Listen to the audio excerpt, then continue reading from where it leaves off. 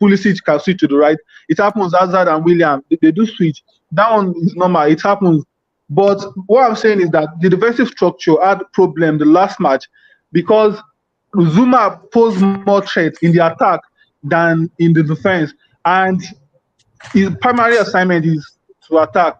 And I don't understand Lampard's structure. Harvertz, we have Harvertz is having a very poor performance of late. Like that one's another case entirely. But why can't we move the ball through the middle? I noticed it's only Kante that moved the ball through the middle and not doubtful. Sometimes they will switch to Chilwell or Reece James to long crosses. It's not working. It was working, but there are some things. This is Premier League. They adapt to your style, and whenever they adapt to your style, you look for Plan B. Man City last season they had the highest crosses conversion. Liverpool had the highest crosses, but Man City had the crosses that were converted. Liverpool style, they cross a lot, but most times Man City they move the ball forward and their passes are very accurate the way they move the ball. But there are some times that their passes are not working. Then they try crossing. But Chelsea, our own style is just trying to cross the ball. We need to move the ball sometimes. Our problem is cross and inshallah. That's what we do. Cross and inshallah is a very big problem. Yeah, it's not working. We are now Liverpool FC. Okay. Do you think? Go on, yeah. Go on. All right. Yeah, go on. We're listening. Oh, hello, okay. Oh, okay. Guys, we're gonna go live now. So we wanted to ask something before we wanted to say something. No, we need to talk about Werner and Havertz. I think Havertz should stay on the bench now. We'll talk about them because I know Red Devils to that. He wants to. A lot of people has been killing me on Twitter already. You said the Germans and Abdullahi. Yeah, I will stand by my word. I will keep saying it. Oh wait, I know. He belongs to Man U, right? Of course, I'm a United supporter. He's a United supporter. Manchester United. Yes. Yeah. United will be fine. They are good. You just today we are friends, but you must not win. You can't win. The problem with United is they may easily win because they are a penalty FC. Even Sheffield United should be afraid. That's 1-0 before they must start. Okay. I don't want United to win because them winning. Number one, it means they will be above us, and that is banter material. We don't want that. Yeah, with a game in hand, by the way. With a game in hand. Yes, exactly. Yes, right now. Exactly. But then, if we could win, if we could palm a win against West Ham, we are good. Not a draw. I don't think you're going to win and beat West Ham. Not with the way you can't be so sure. This is football. But West Ham. You can't be so sure. Liverpool and Fulham. Did you expect that? I mean, I didn't expect that, but then the thing is, you see trends, and you look at Chelsea right now, and let's be real, you're very reliant on Olivier Giroud to basically give you your not goal. Even Olivier Giroud, Hakim Ziyech. We're becoming one-man team now. Ziyech FC. And West Ham. Right now, some Blues are saying Giroud cost us that Wolves game. I don't understand what they're saying. Giroud did not cost anything. Giroud plays his match in that match. For me, it was Lampard. They felt there was not enough. How would I put it? Not enough threat, penetration into the box. Yes, on-field chemistry and all. Werner and Tammy, they've been. No, the problem with Werner is he's been playing so many matches. He's been playing so many matches and he needs a rest. He's been playing so many matches and he needs to rest. He needs to rest at least 2-3 matches. Who is that? Lampard did the same thing last season. Timo Werner did the same thing last season. I was expecting him to do the same thing this year. He took Pulisic out of the group entirely until September, middle of September to the end of September. He brought him back. Then Pulisic started joining himself together. No, that was post-Corona. No, before Corona. Yes. When Pulisic came in, it took him out entirely. It was around September, October. That was when he brought him. Let's get this right. I used to feel for Pulisic then. Let's get this right. Like Lampard said, it was too soft. And you will notice the first match we had last season was the Super Cup against Liverpool.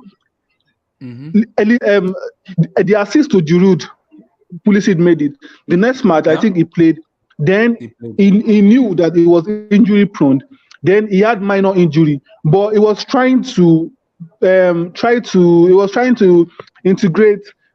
Odson-Odoi into the system, but that backfired. But he made mention. There was one interview that Pulisic made. He said he noticed that Premier League is a little bit tough, and the way his body is built is very, very like you need to be able to. He's lightweight. Yes, and he said during the Corona that he's trying to work on his strength, trying to gain more muscle. Like me personally, I think he's very, very good, but he needs to know how to manage. Yeah, he's very, very good. Like, but I think he needs to manage how to the injury, because let's take Sarri for instance. Sarri knew that Loftus-Cheek was injury prone, and when he came, he knew that he had an issue with his back. He was managing him almost every time he calls him during the match to assess him. He said almost every time that there was one match that Loftus-Cheek was able to complete a match. I think he was able to play 90 minutes. He said almost every minute, like 65 minutes. When he scored another. In the Europa League, when he scored another. Yes. He said this was the only match. He said like 65 minutes, he will call him to assess his back. The match that he had the injury, another injury, was against. It was a friendly match.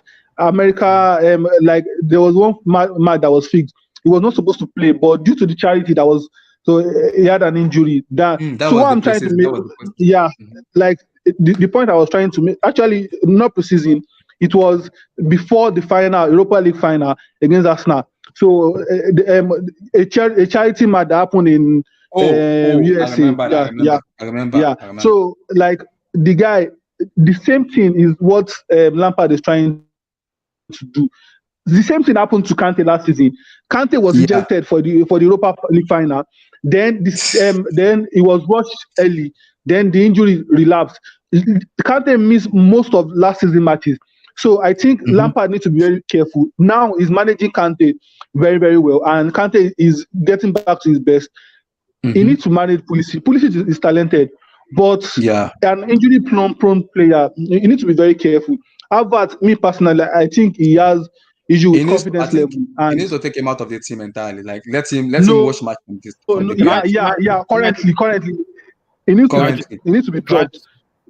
Can I just say, like, obviously, for me, the next 3 games that Chelsea have in December are quite key, and as a result, the Chelsea fans are going to have to Lampard, if the injury is obviously an issue, is going to have to rotate. So Chelsea, obviously, they have West Ham at home, Arsenal away, and then Aston Villa at home.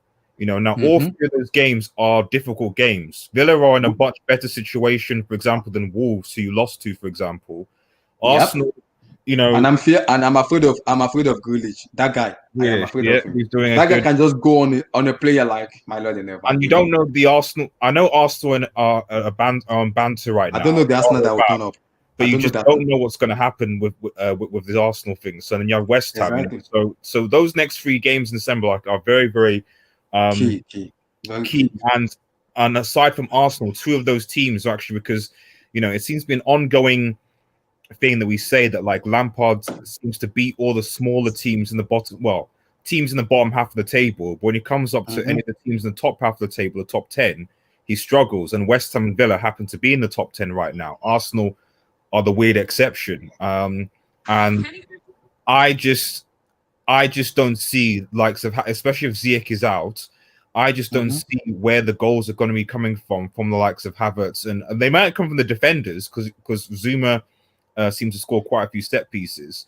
But aside from that, I just can't see where the goals are coming from Havertz or Timo Werner. Maybe obviously Giroud chipping in. So if Giroud steps up and does his thing, he can do something.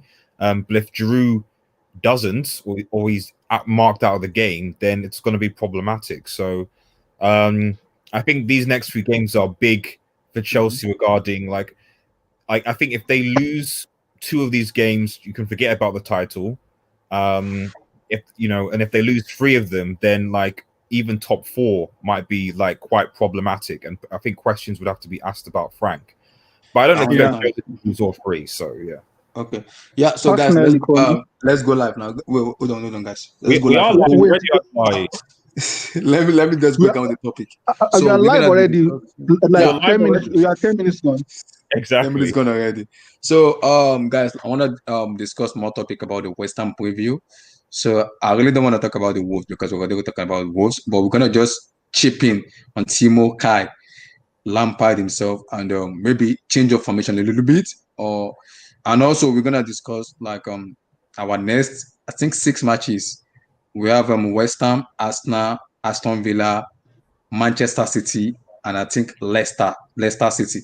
So we're gonna discuss like how many points can we get from those matches, and also we're gonna look at our stand from the December till like the new year coming up.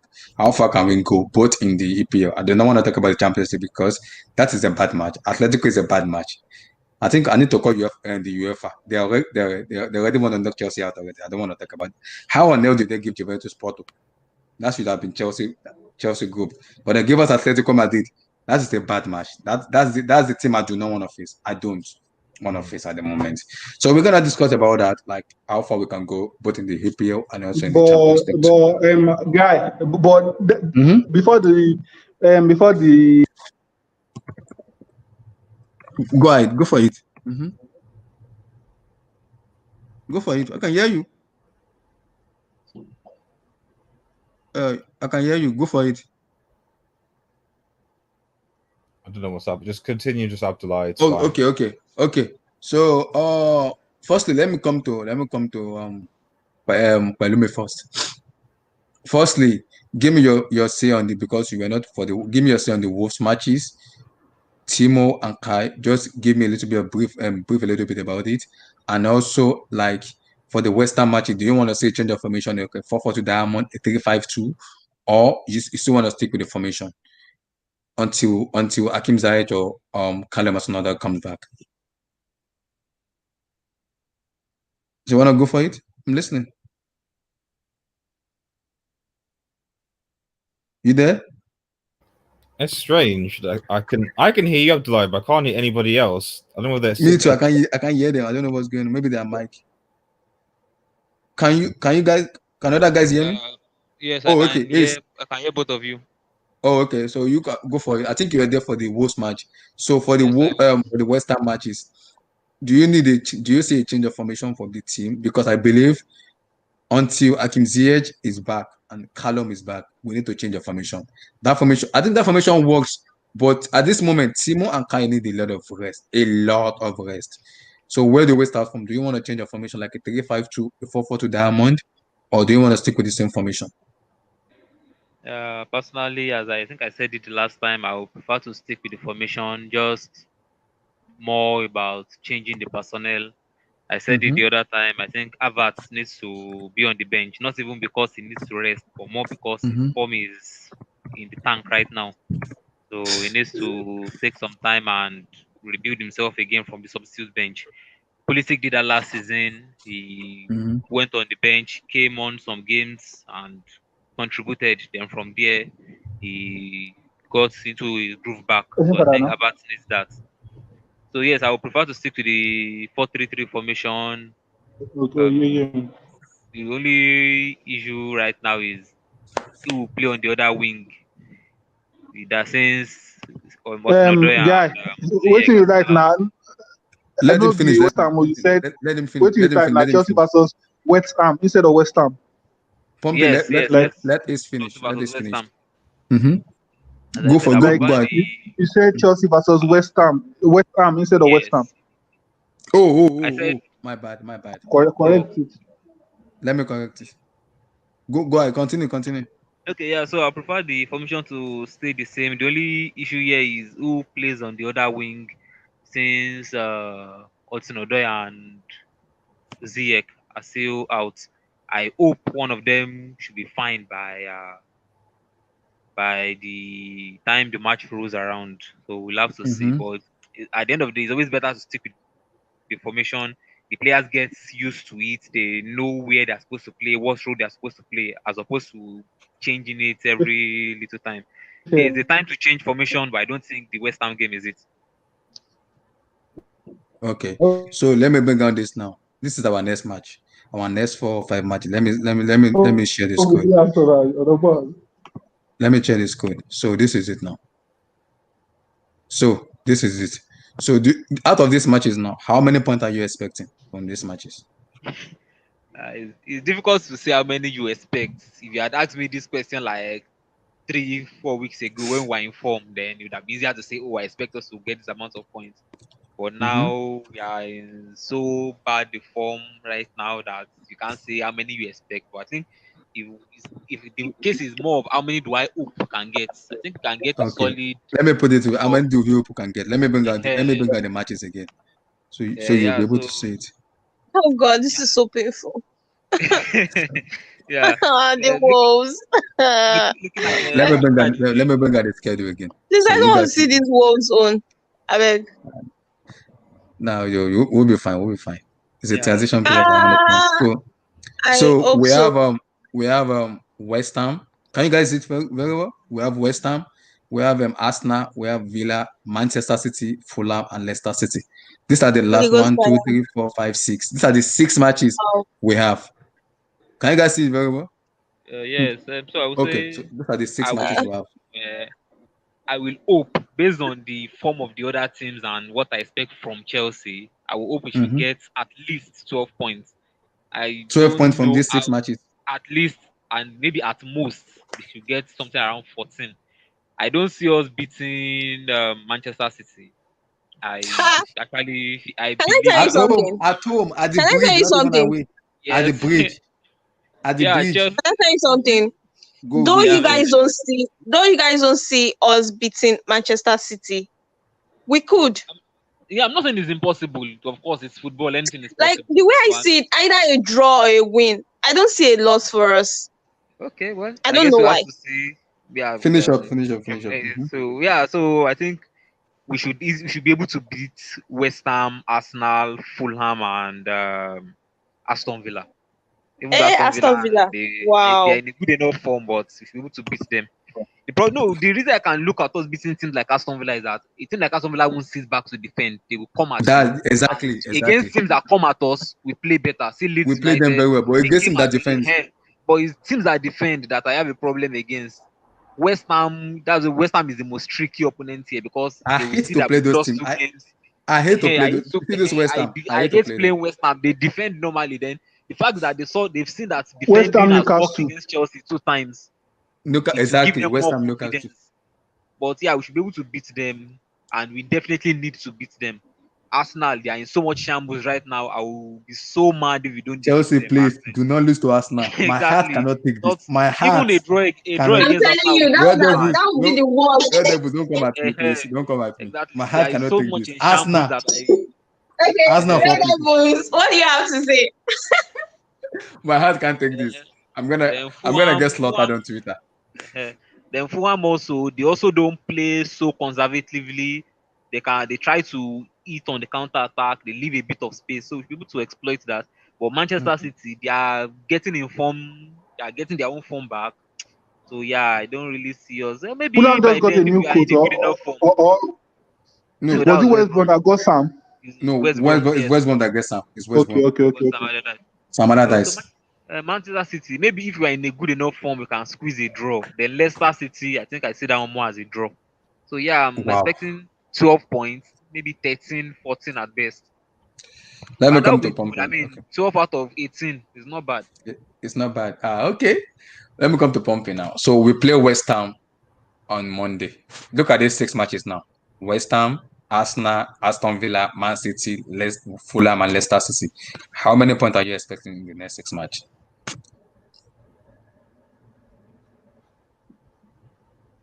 Are you there? Okay. Personally, the West Ham match matters to us a lot because I was expecting the Wolves match to be our response to the loss against Everton. But this West Ham match matters more But like we said the other time, we said West Ham, their style of play is counter, and it depends on the man starting. If Antonio is starting, then we need to be very careful with the defense because that time you know that the guy is good with area duels. He's good with his strength. He knows how to hold ball. So like and the style of West Ham, they try to calm and their defense is okay. Like I will say, I will wish that we can beat them maybe 2-0 or something, or get the point, get like 3 points. Arsenal match, I'll be mad losing to Arsenal because they are so much in bad shape currently, but they are trying to fight back. And London derby are crazy. So I will hope that getting like 3 points against Arsenal. We are going to the Emirates, but I would love to get 3 points against Arsenal. Aston Villa. Aston Villa is a kind of team that I think by their next match, this guy should be back. Barkley, I don't know, but he won't play probably against he us. might be back. He won't play against us. Oh, yeah. Actually, he won't be able to play against us. But Aston Villa is the kind of team that they tend to get a result, whether you like it or not. They are in a very good form. And last season, they had issue of relying on Grealish. Currently, they still rely on Grealish, but the outcome now is more than that of last season. And Man City match, see, personally, any match that I'm a little bit scared that I don't know the outcome. I remember Europa League final, I was really, really scared because we had a lot of issue. We had issue with the press, Sari, that others. I was really scared, and we did fine. Man U match, I was really scared. Any match last season, I was scared that I was expecting like 4-0. Then we won. Like Pulisic had the run and we won. Fulham match, I believe for Fulham, our second team should be able to beat Fulham. They are in bad form and they don't get results. They are trying to get back, but the next match, Leicester, that will be very tricky. But I just hope that we can get maybe like 15 points from this, at least. Wow, 15 points. That's not bad. Let me come to Red Devil Studio now. Red Devil Studio. So looking at the Western matches, Arsenal, Aston Villa, Man City, Fulham, and Leicester City.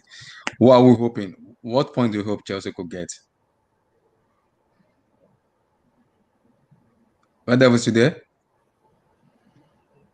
So there's a super chat from here who said Damien Perez said Bambi aka Harvard to start. Hell no. Damien, I'm saying it now. I know I have advocated a lot for Kai Havertz, but at this rate now, I'm getting beaten already. I'm bashed about Kai Havertz. So please, at this moment, that guy needs a rest. He needs a proper rest. Now I'm not advocating anymore. He also said no, actually, Havertz, I don't think he's tired. Like I've watched, I'm like ever since we were linked with him, I watched his game and I've watched him play for Germany and everything. I don't think he needs a rest, but I think the problem he has is confidence level, and he knows what's going on. The media, personally, I heard a lot of people saying Werner should get a rest.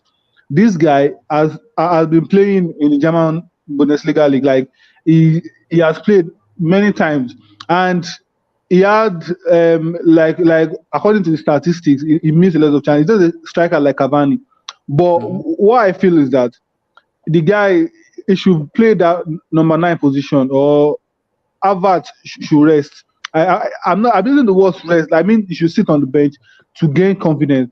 Last season, you notice Joao Felix had a lot of bad comments, and he had a very bad season last season. I think he only scored maybe like 5 or 6 in the league. I can't remember. I feel when people don't expect more from you, you can pick up.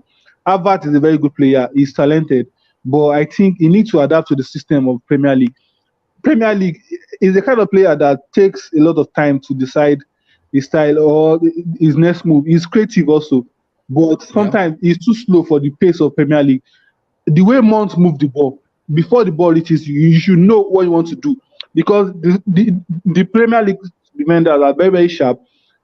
they are like the response is instant. You need to be very, very sharp with your response. Werner, I will keep Werner.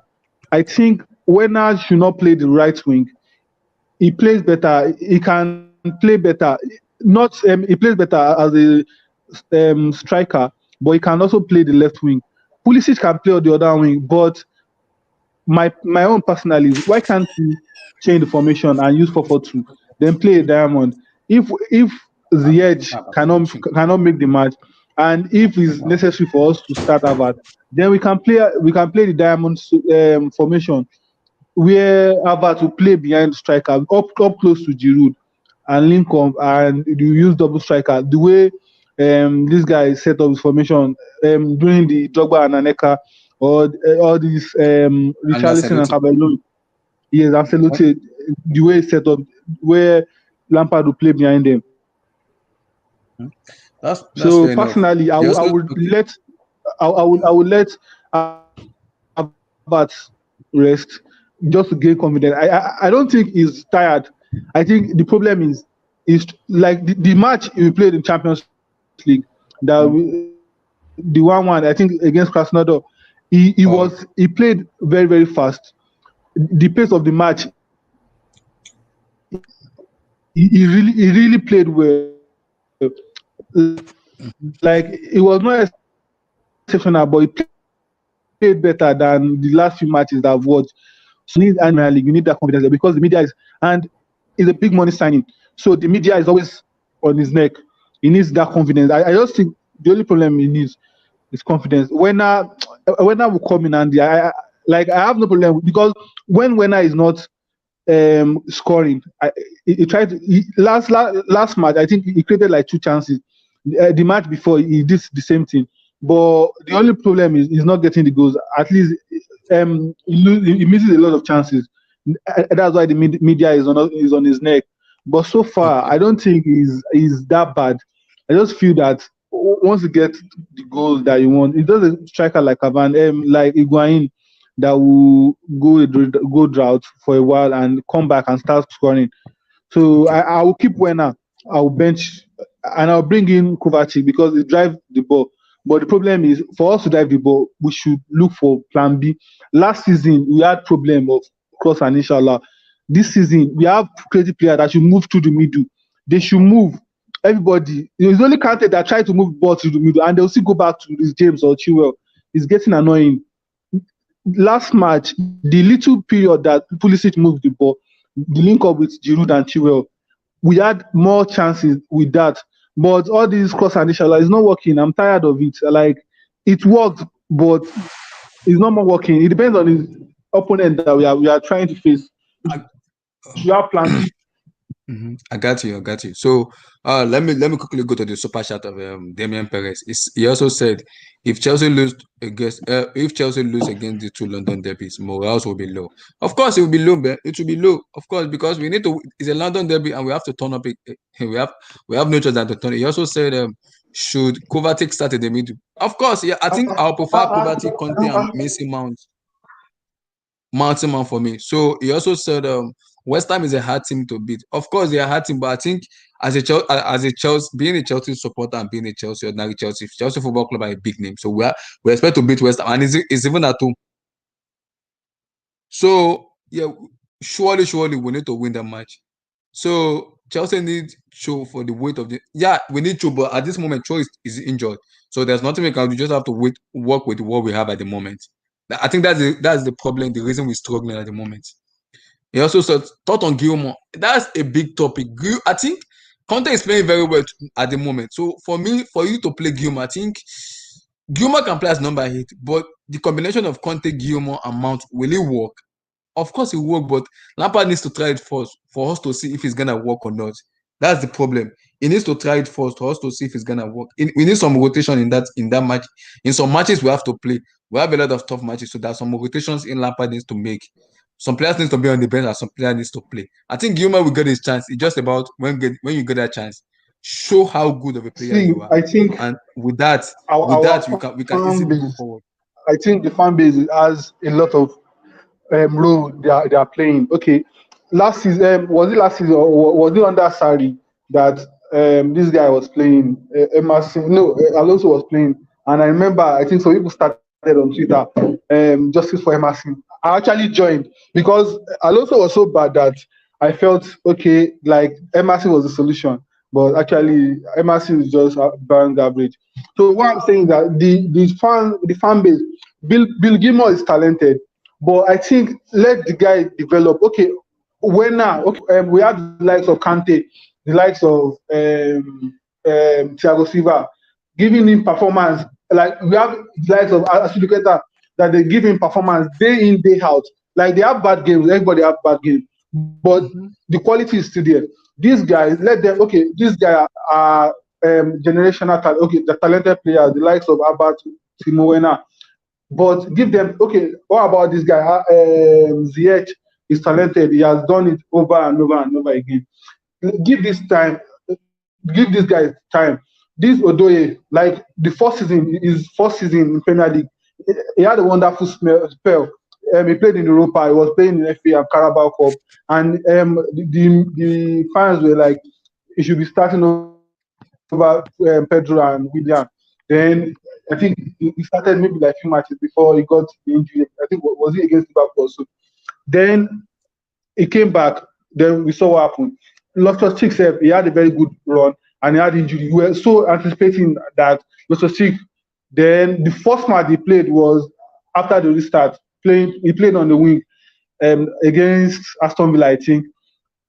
What we were expecting was not the same. Like one thing I love Pulisic is that anytime he comes back, he tries to put in his vet, like nothing happened. But Gilmore, these guys are young. Allow them to develop. The media is doing a lot, like calling goats more and stuff. We know that there's banting, but try to give them, because these players, they check their social media and they get the hype, and sometimes they believe that, okay, is the coach that is not utilizing me to my full potential. So just give them time to develop, to reach the level that, okay, you know that this guy, they can do it day in, day out. The likes of Toni Kroos, the likes of Modric, these guys, they've been doing it over and over and over again. They can do it with their eyes closed.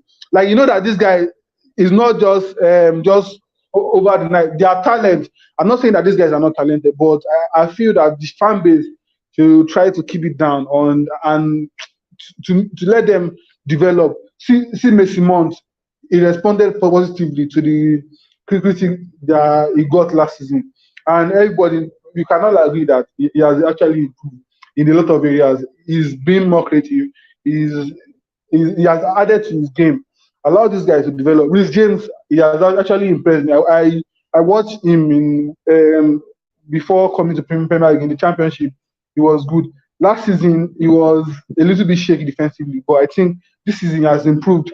So my own point is try to let them develop before the media. The media is not helping, and the fan base is not.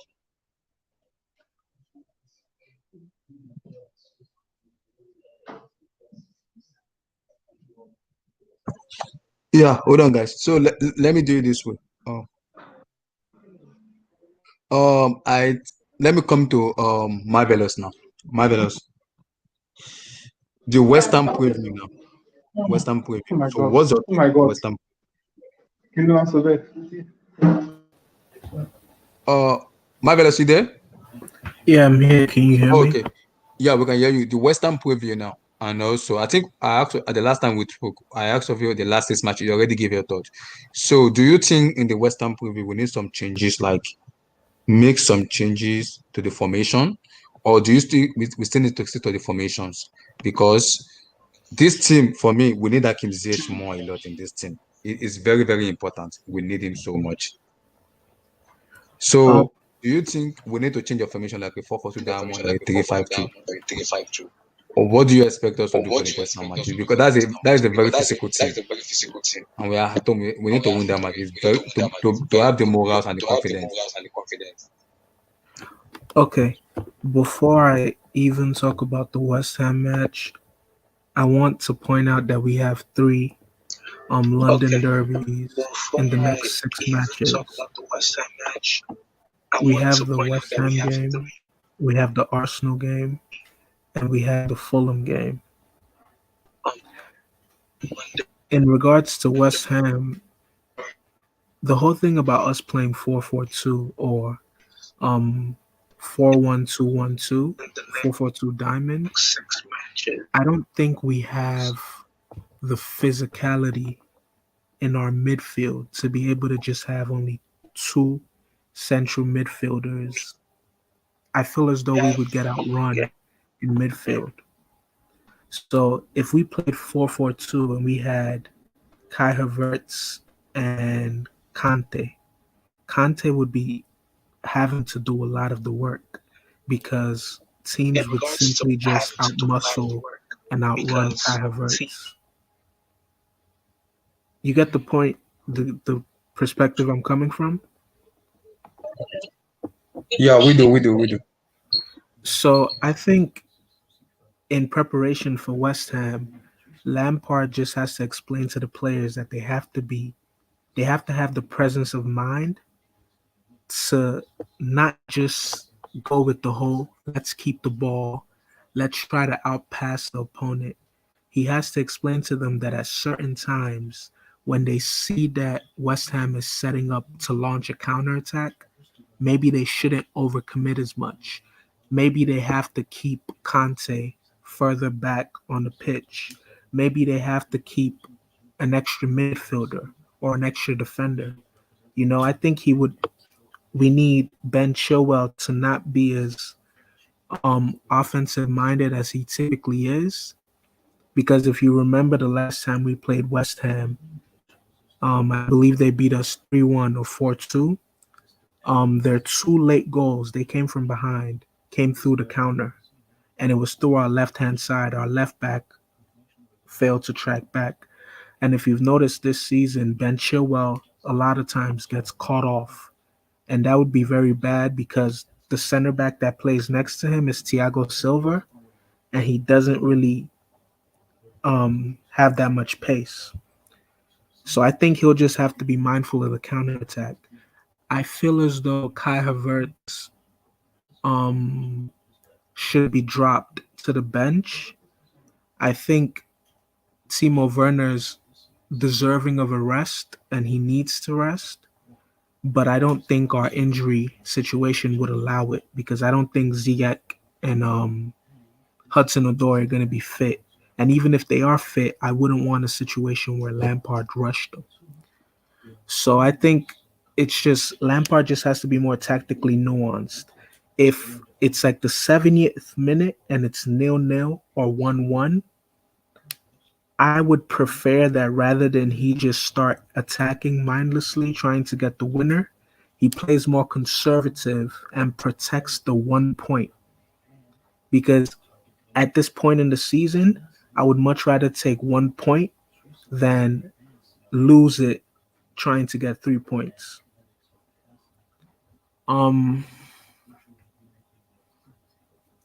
I feel as though David Moyes will try to replicate what Everton and Wolves just did.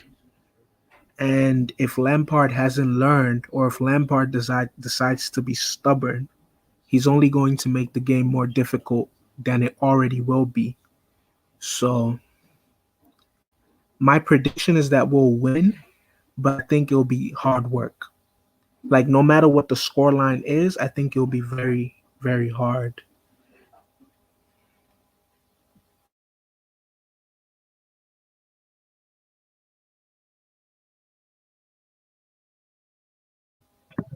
My bad, let's continue.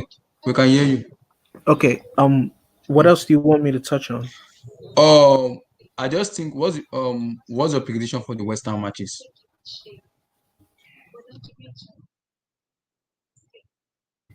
You want me to give you a scoreline? What I think would be the score? No, just what are your hope for the matches? We just want to, because I still want to bring other guys in. So I'm talking about what are you predicting for the West Ham matches? Are you predicting a win or a draw? I'm predicting a win depending on how tactically nuanced Lampard is, how he's able to take what he's learned from the Everton and Wolves game and apply it to West Ham. Because I feel like David Moyes will try to replicate exactly what Everton and Wolves did. And he actually has a great team to do that. if you look at the West Ham team, their center backs are defensively solid and incredibly physical. And if you move through their midfield, they have Lanzini, which is a very technically gifted player. They have Mark Noble, who's like gritty and very physical. And then they have, what's the name of their striker? I always forget his name. The West Ham striker.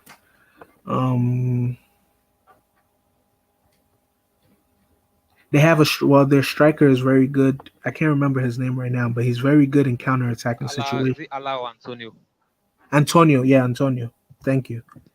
So they already have a team that puts them in a position where they can counterattack us very, very easy.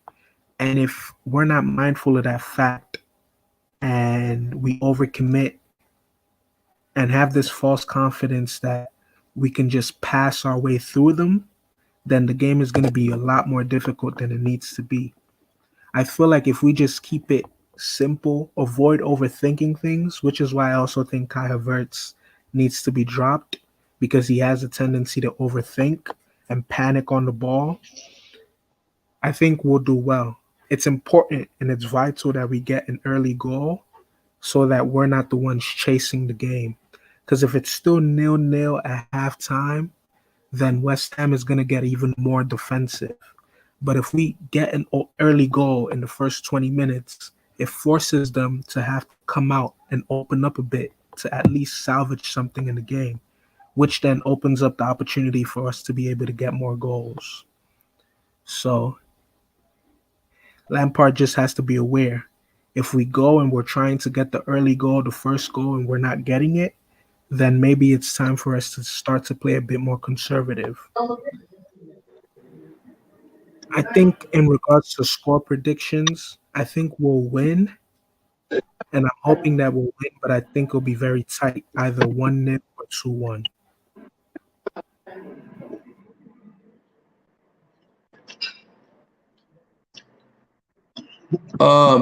Thank you very much. Let me come to Ace now. Ace, let me bring on this.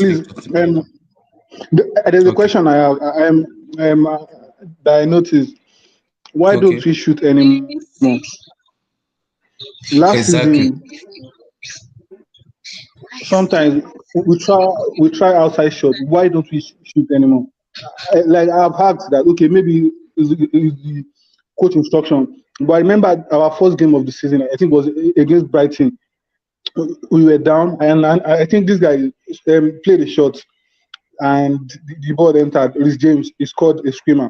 Like against West Brom, also Mason Mount scored the first goal for the comeback.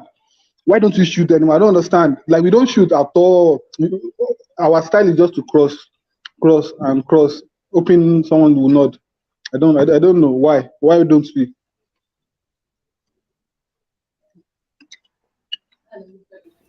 I think I also have that problem too. I think since Chelsea started to move towards this possession-based style, where we're relying on moving the ball around a lot more quicker and outpassing our opponents and forming triangles all over the pitch, gradually, just over the seasons, we've taken less shots on goal.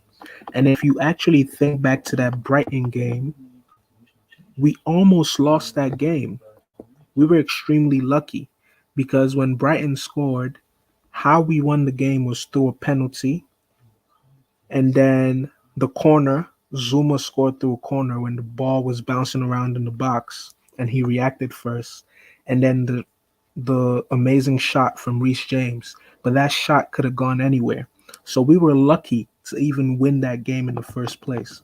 Because if I remember correctly, Tariq Lamptey outplayed a lot of our wingers and our left backs and our fullbacks in that game. I think a lot of it has to do with how the managers, so whether it was Sarri or even Lampard now, how they instruct our midfielders. If you notice, and I said this in the Wolves match review. Our midfielders, so Kovacic and Kante, they rarely ever make that last minute gambling run into the box.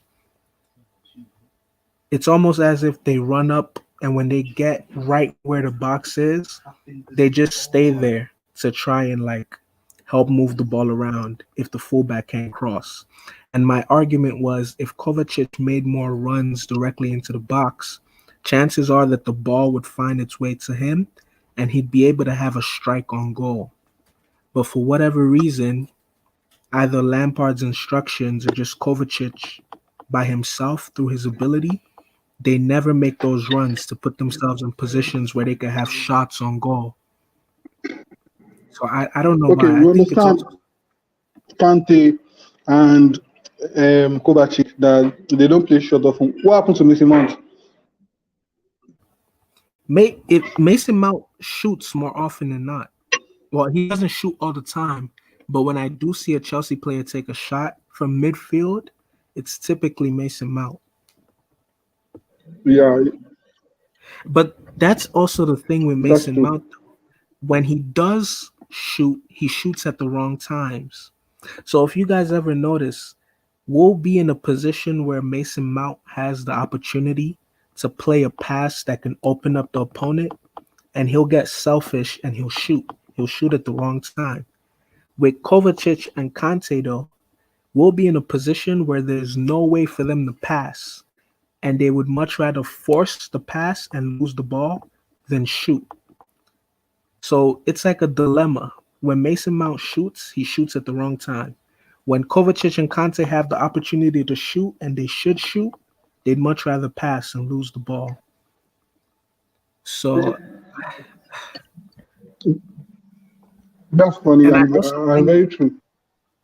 I also think with Chelsea, us constantly changing managers has shot us in the foot, because when the players have to go from learning one system to the next and jumping from system to system, they never really develop an identifiable style.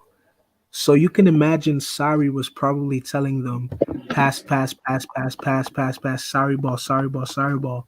And then Lampard comes and he's like, yes, we're going to pass and we're going to play possessive, but I want those passes to be more direct, less diagonal balls.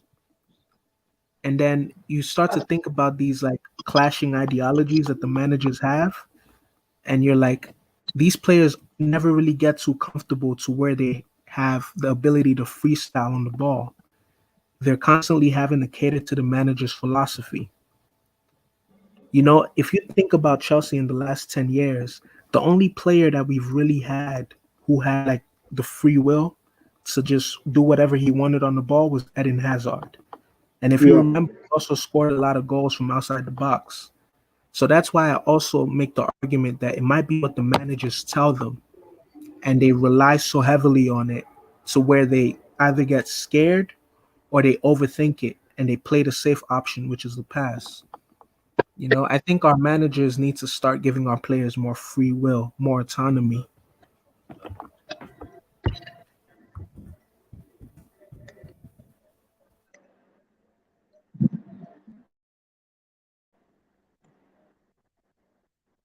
That's true. Yeah, I noticed that also. But I think last season was meant to be the transition to the new system. If the new team, like the new set of players, are still finding it difficult to adjust to the new style, I understand that there's cognitive there, that the response, but I think teams, good players should be able to respond. Okay, take this guy for example. We know Cristiano Ronaldo is an exceptional player, but like or Messi, these guys have been under different managers and they've tried to excel. There are some players that no matter the play, there are some players that no matter the coach, they try to play well.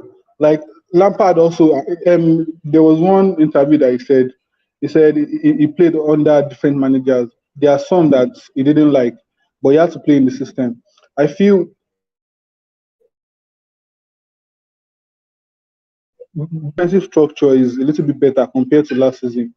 We have a better structure. We have better, even the defenders and the keeper.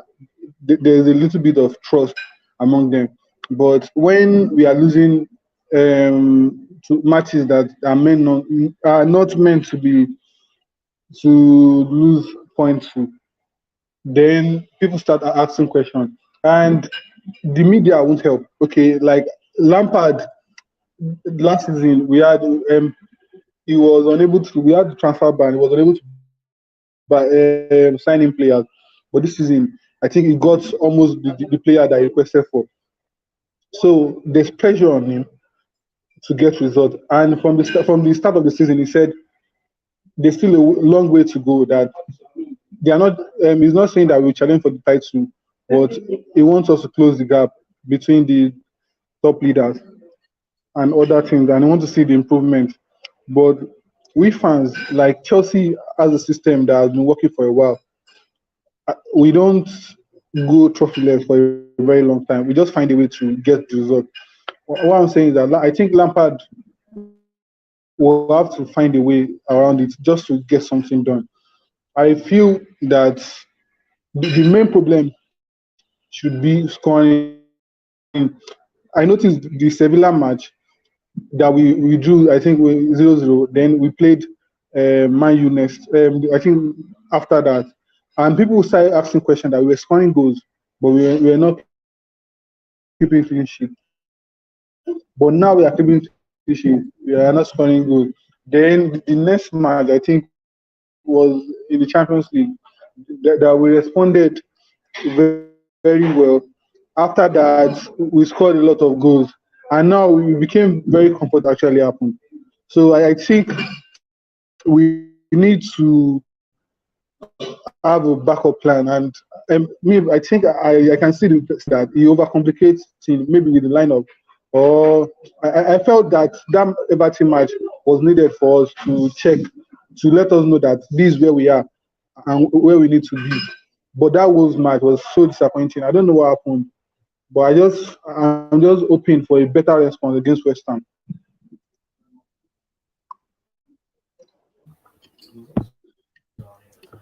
I think the Everton and the Wolves game, Carlo Ancelotti and Nuno, they tactically outclass Lampard. And if care isn't taken, David Moyes will do the same thing. Um, kind of, kind of what I was saying in the Wolves review. I think when Lampard sees Chelsea dominating in possession, he interprets that as us dominating the game, which isn't necessarily true.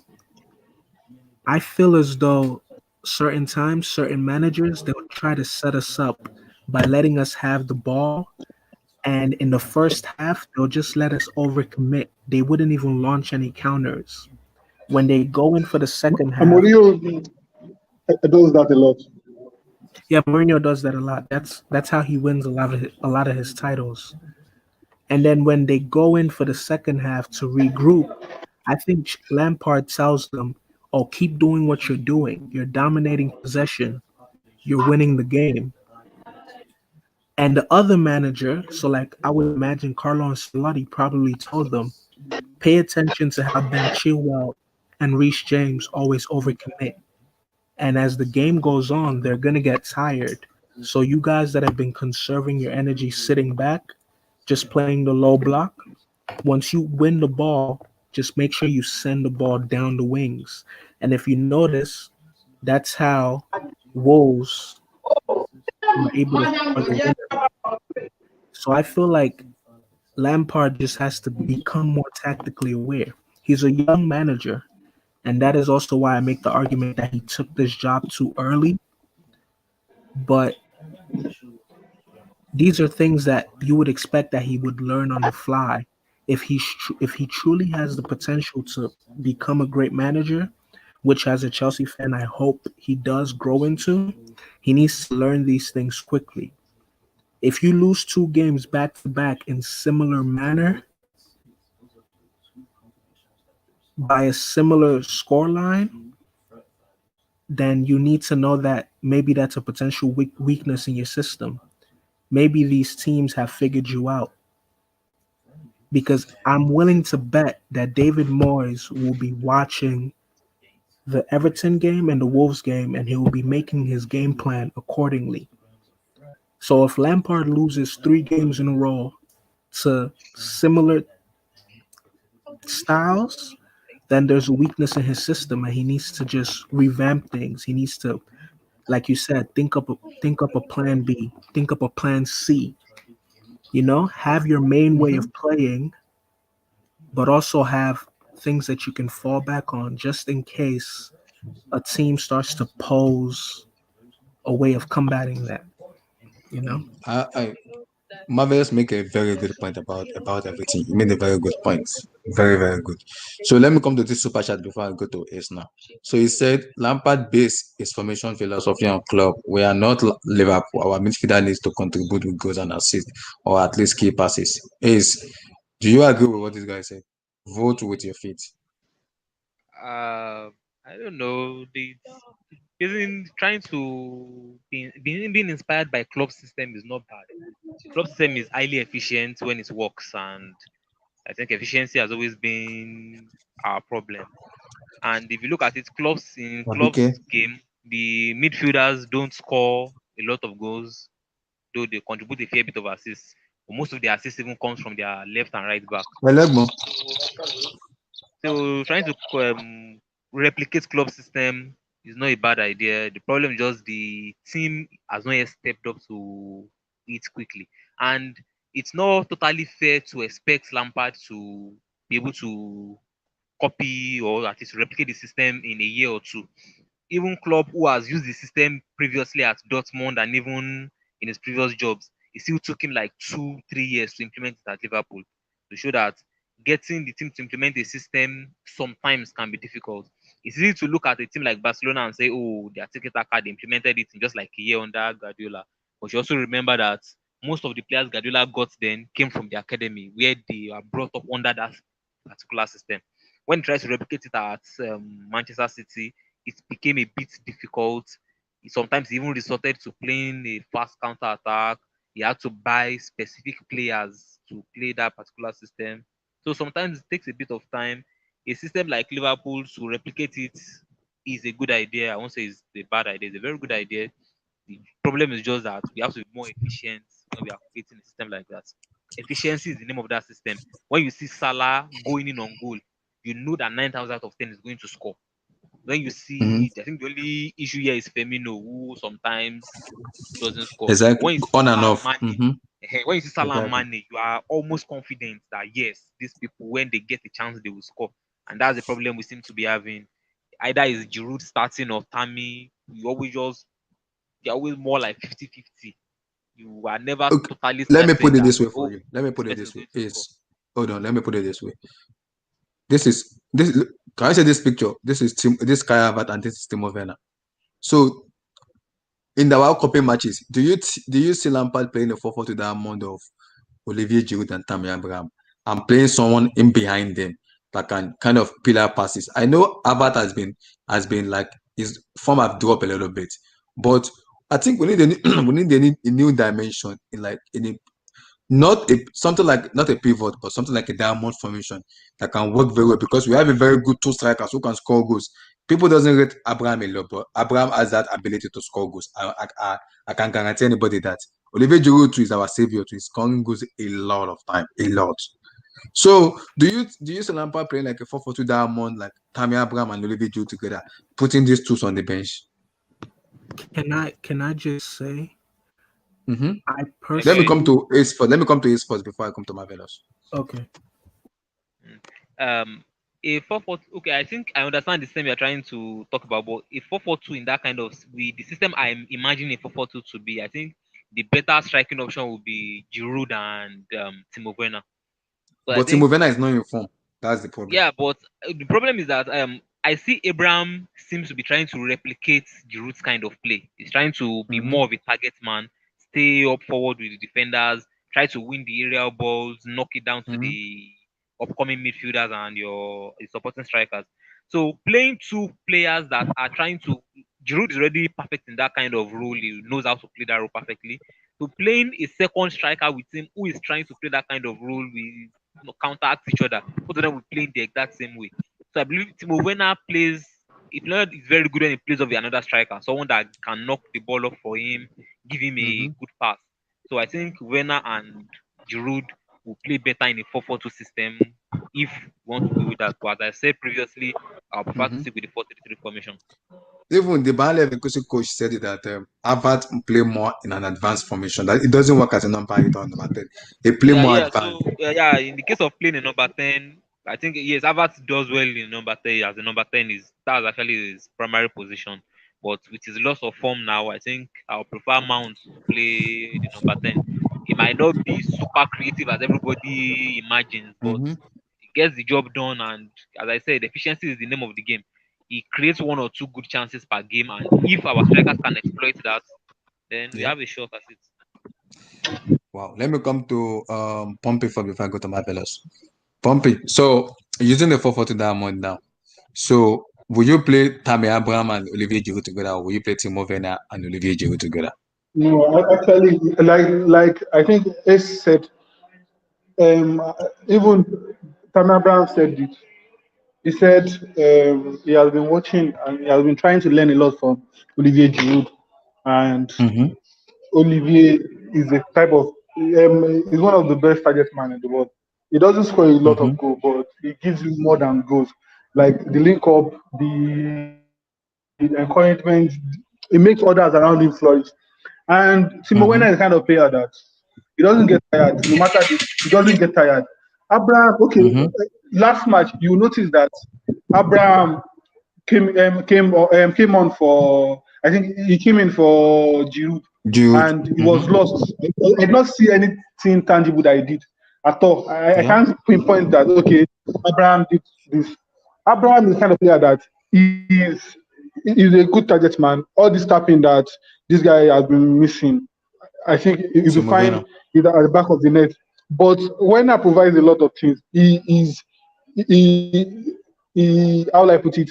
He is better defensively because he falls back, and he's the kind of player that he can run up and link up with Giroud.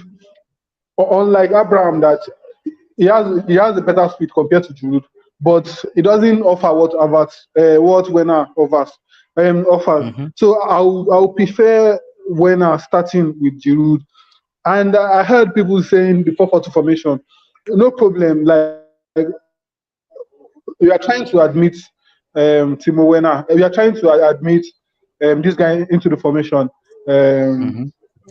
Harvard into the 4-4-2 formation. But we need to consider. Do you know that the 4-4-2 formation? That means we have Giroud and Werner up front, Harvard behind. This guy will have to play in the midfield. Pulisic will have to play in the midfield, and this guy also have to play in the midfield. Mason Mount can play any wing on the attack. He can play at 9 7, but he plays well center midfielder or attacking midfielder. But we need to consider Pulisic also. The 4-4-2 formation only favors Havertz, but what if he doesn't pick up with that formation? That means we have problem with that kind of formation.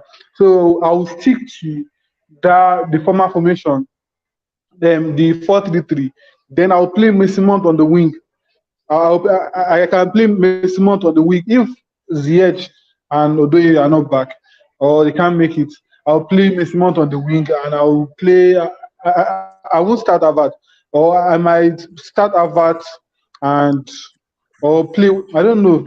But I would like Werner to start. Maybe Havertz.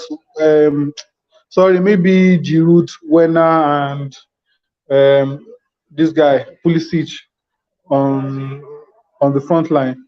Or Mason Mount can also play that, and Werner can play behind striker. But I don't know. Like I don't know the formation. But 4-4-2 might work, but he has some issues with it. Sure. I don't know. Anyone is okay. It depends on the mentality of the players. Yeah, that's true though. So let me come to Marvelous now. So my fellows, do you play Olivier Giroud and Tammy together, or Timo Werner and what's called Olivier Giroud together? Because with the kind of midfielder we have, they are very, apart from N'Golo Kante and then Matthew Kovacic, I don't really say that kind of midfielder we have that can carry the ball, because we need a carrier that can carry the ball from the midfield and just pass or shoot. Kante can do that. Kovacic can do that very, very well. Mason can do that, but he doesn't do that always. So do you see a 4-4-2 diamond, like a 4-3-1-2 or 4-4-2 diamond that works best than it until Hakim Ziyech is back? Very quickly, I just want to address what Vote With Your Feet said about Let me bring it up. It's Lampard basing his philosophy on based on his philosophy. This is a thing that I've been struggling to understand for the past 3 seasons, since managers made this, started doing this whole thing of becoming like philosophy merchants.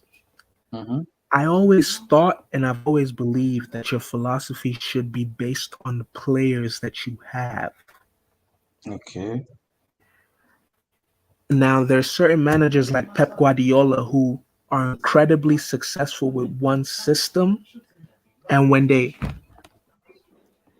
go to a different club, you expect them to replicate that success at your club because of how incredibly successful they were with that system. But a new manager and an inexperienced manager such as Lampard, how does he know that Jurgen Klopp's philosophy is what will work for him? You get what I'm trying to say? He hasn't had that much experience as a first team manager to know what his philosophy would be. What if the philosophy that's more tailored to him would be the Allegri Conte style? Why is he so stubborn to believe that, it worked for Jurgen Klopp? Just because you like something doesn't mean it will work for you. With Jurgen Klopp's system, he's always played that way since Dortmund. He's refined it through the years. He's chopped and made changes. He knows the type of players to look for in the market that will fit that system seamlessly. Lampard doesn't know that. With Lampard, it's trial and error. So he needs to be a lot less stubborn and more open-minded in regards to his formations and the types of players that he goes for. Because at this moment, if I was being objective and if I wasn't a Chelsea fan, I would make the argument that we've signed great players, but not great players for Lampard's system. So if I was being objective, I would say we failed in the market. Because, we've signed players that are great, but are they great for what Frank Lampard wants to do? Because if you look at the teams that Kai Havertz and Werner came from in Germany, they didn't play a Klopp-type philosophy. They played totally different systems. So if we've mishit in the market, who's to say that Werner or Havertz are ever going to come good under Lampard's philosophy? So I think he needs to be less stubborn and less one-track minded. Now that I've talked about that, with the 4-4-2 thing and having 2 strikers up front, personally, I will not do it because I feel like it would take away from our midfield. And because we have a plethora of midfield talent, I would want to incorporate as many midfielders as I possibly can. So I will not do it. But if I were to do it, I wouldn't do it in a 4-4-2 or in a 4-1-2-1-2. I would do it in a 3-5-2. And I would have Ben Chilwell and Reece James as wingbacks. I would have Thiago Silva in the center of the 3.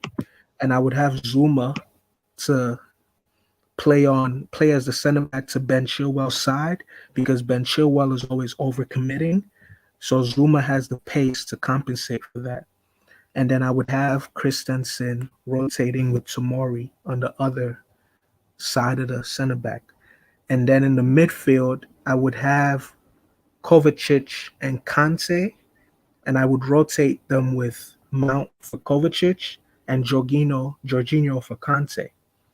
And then Giroud, I would play him as the striker. No. Right in front of those two, I would play Kai Havertz. And this may sound crazy, but I'm willing, based on current form before he got injured, to play Ziyech in the number 10 role. Because of how instrumental he was in terms of making assists and just putting our players in goal scoring positions. Just to say, it's not a crazy idea. And I know that may be it's not a crazy idea. Yeah. I don't think it's a crazy idea, but I think it's a very valid one. I don't think it's a crazy idea, but I think it's an unpopular idea because a lot of Chelsea fans were not open to that. Like they just want Ziyech on that wing where he could cut in on his left.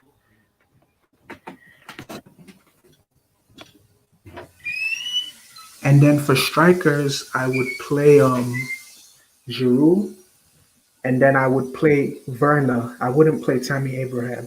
I would play Giroud and Werner. So if Giroud was able to knock down the crosses or passes that come through the air, Werner can use his pace and get in behind.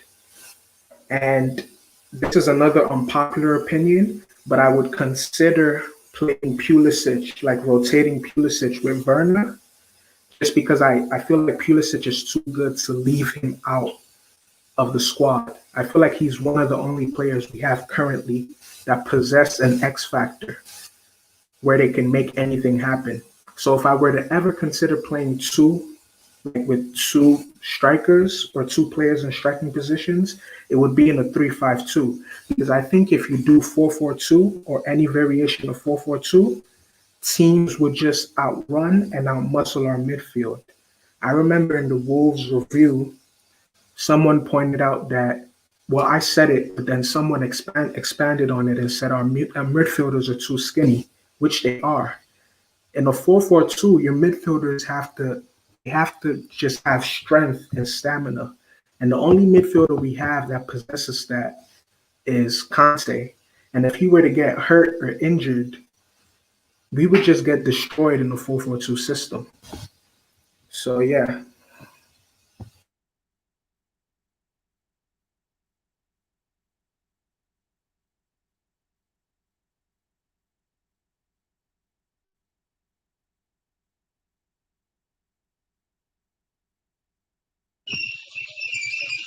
So,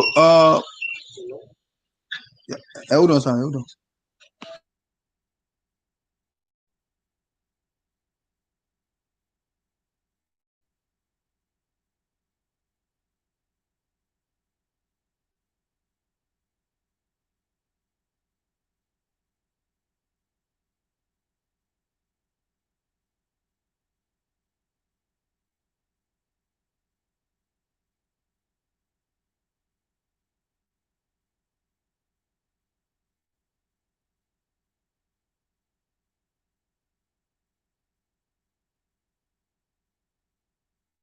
Ace, are you there?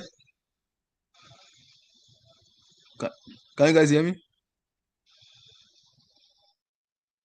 Ace, yeah. Ace, are you there? Yes.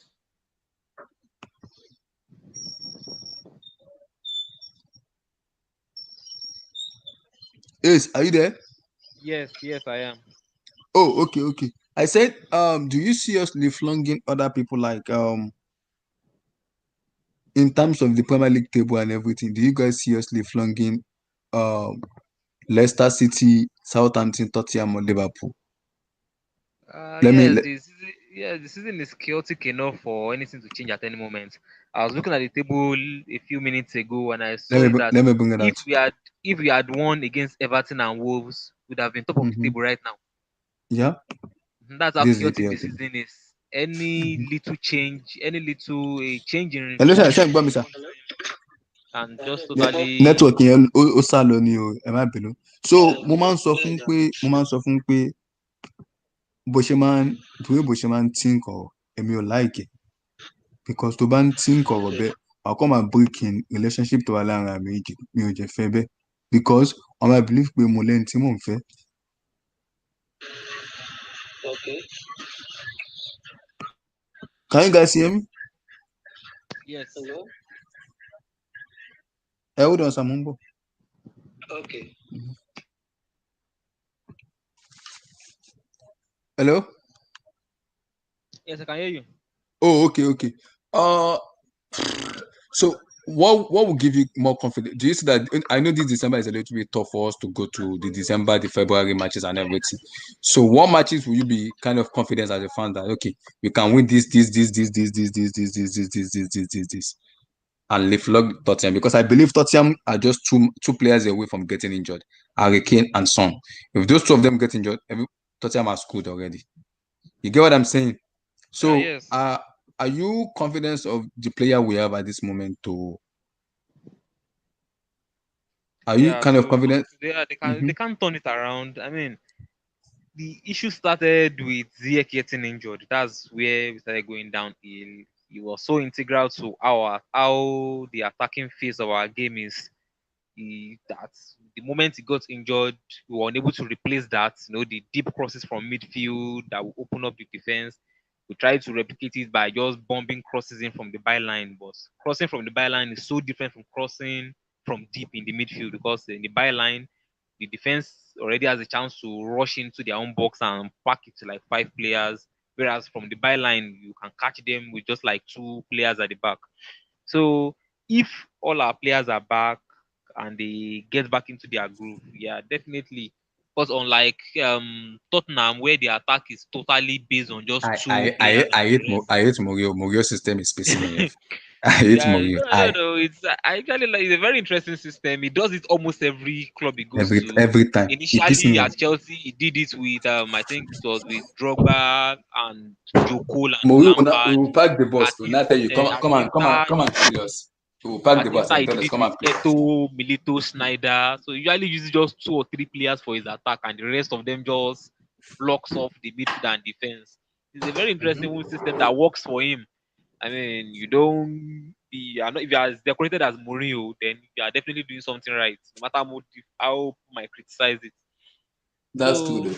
That's true. Yeah, so, well, in terms of Chelsea, as I said, if all our players get back injury-free in form, yeah, we can totally turn it around. I mean, I said the season is very chaotic.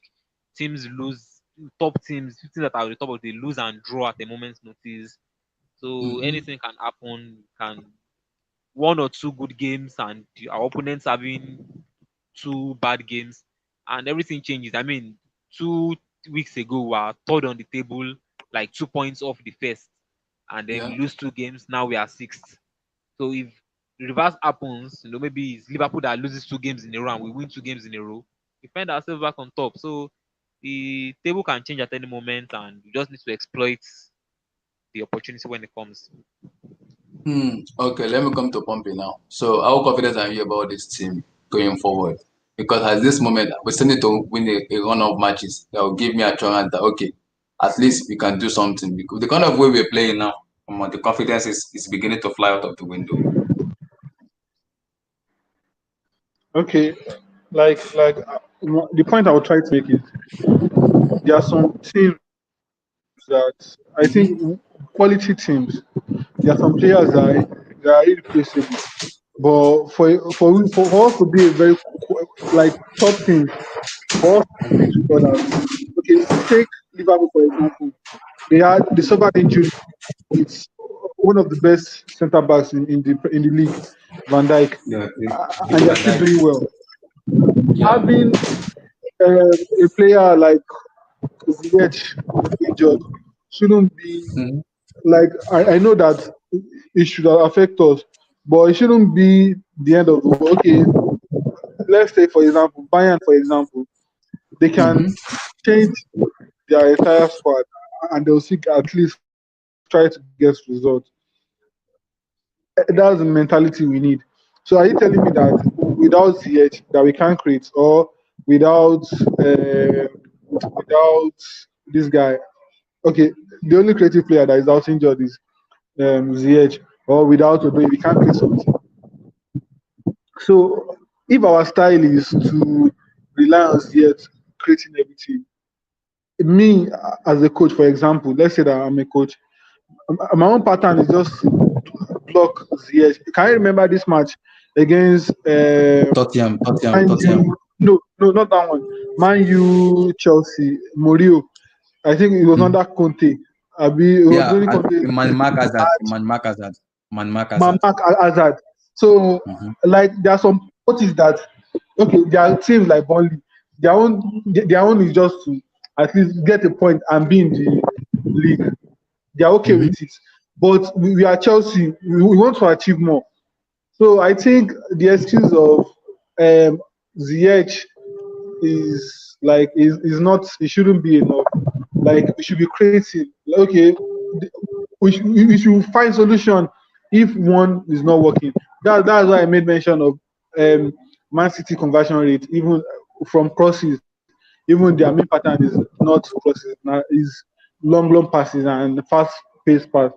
And Liverpool, they do their crosses. Sometimes they shoot, or sometimes they try to link up very well.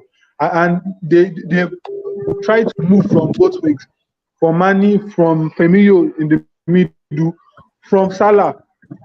And they have area dwells, people that are very good with area dwells, like the likes of Van Dijk and others. So, like, I think we've relied so much on the crosses that there are some teams that we face, like Everton.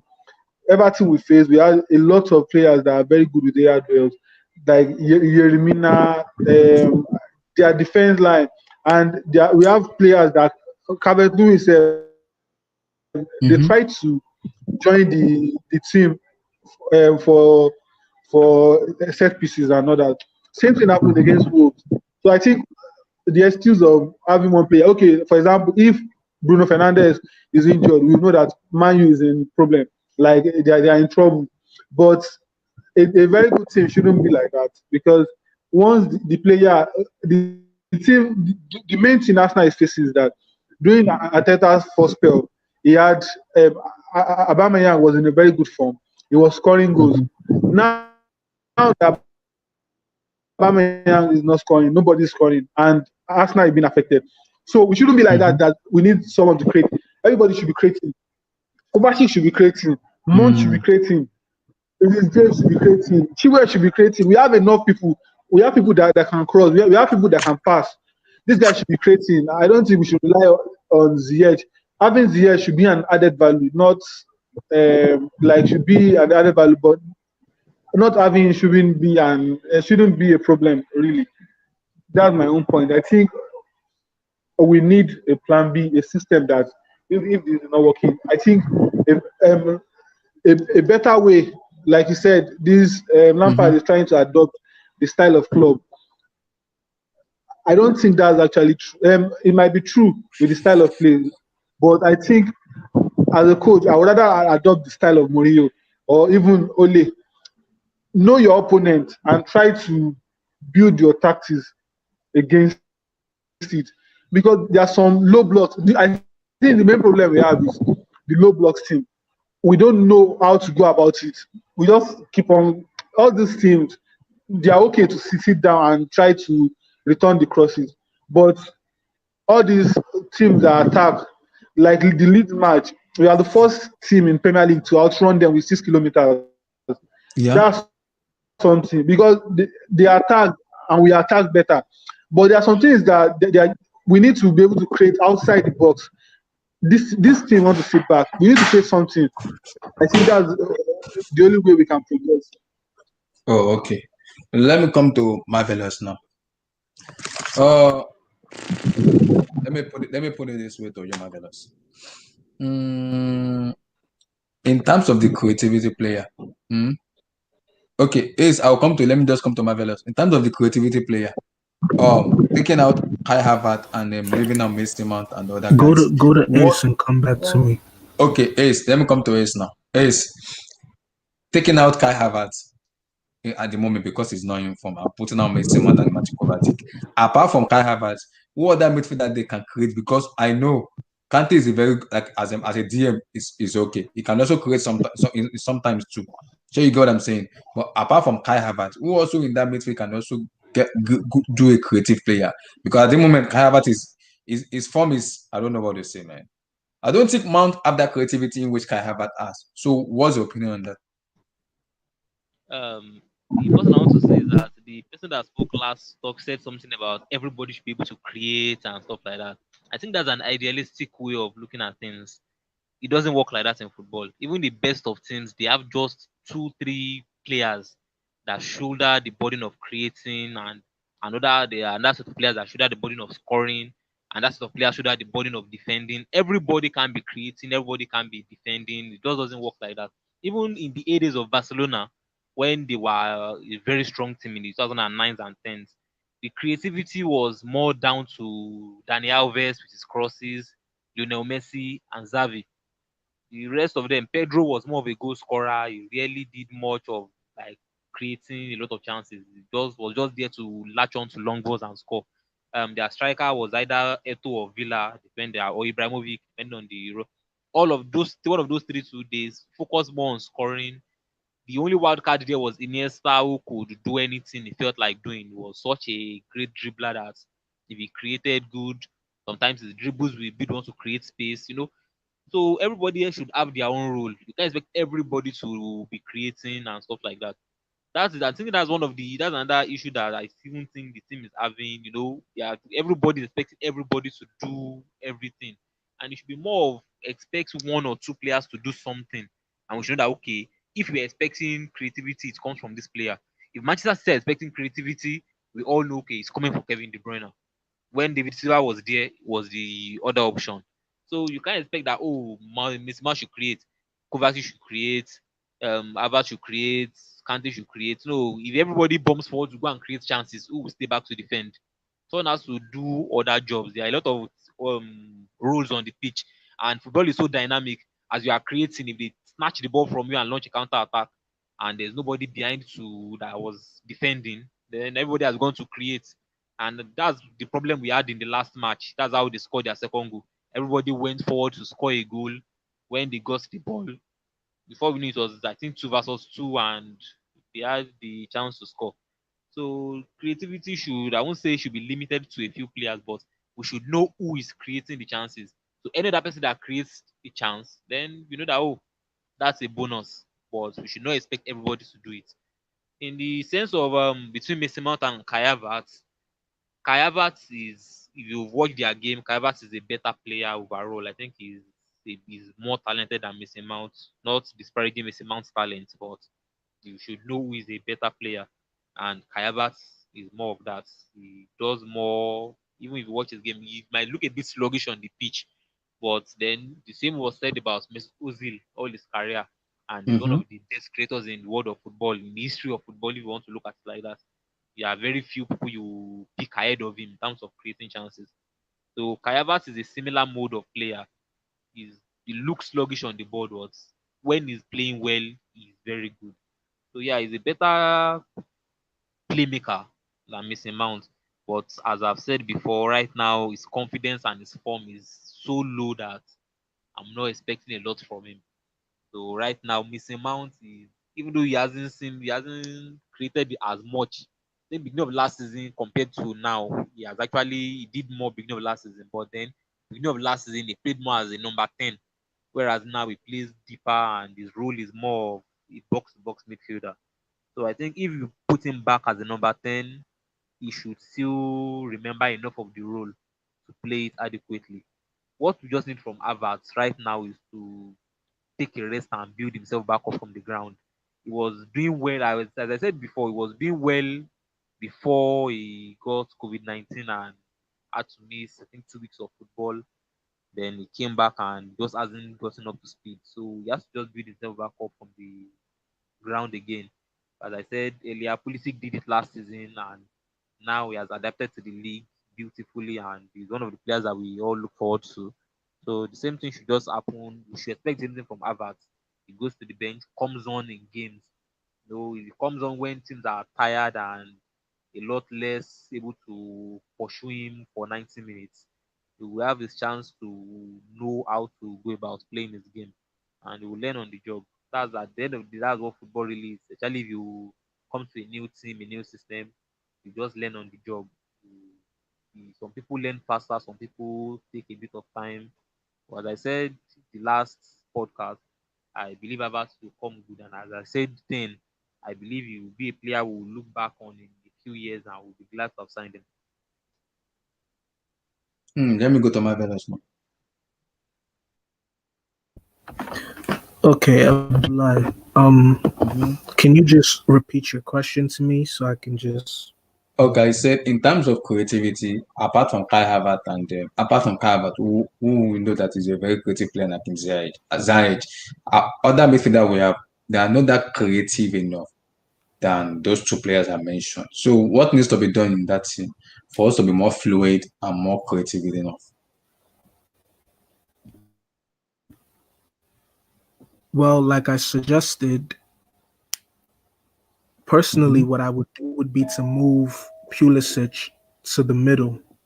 So I would move Pulisic to the center of the pitch, and I would play him in that number 10 role. Should Kai Havertz like inconsistencies continue, I would definitely consider moving Pulisic to the center. I would also encourage Kovacic to take more risks because he possesses the dribbling ability and he's very press resistant. He just needs to work on his finishing product, whether that is taking the shot or finding that killer pass. And I personally think he's good enough of a player to where he can develop that skill. So I think those are two solutions potentially. The third solution would be to sign a deep lying playmaker, similar to like a Fabregas, because I know a lot of people say, "Oh, that's why we signed Jorginho, but he just never lived up to it." I feel like Jorginho's game is more of um he's more of a person who just keeps possession ticking. So you put him in the team if you don't want to lose the ball, he'll continuously just keep the ball in circulation. So I feel like a third solution would be for us to try and sign um a Fabregas-esque type player, one that could provide assists, but from a very deep role. Hold on, there's someone at my door. Give me a second.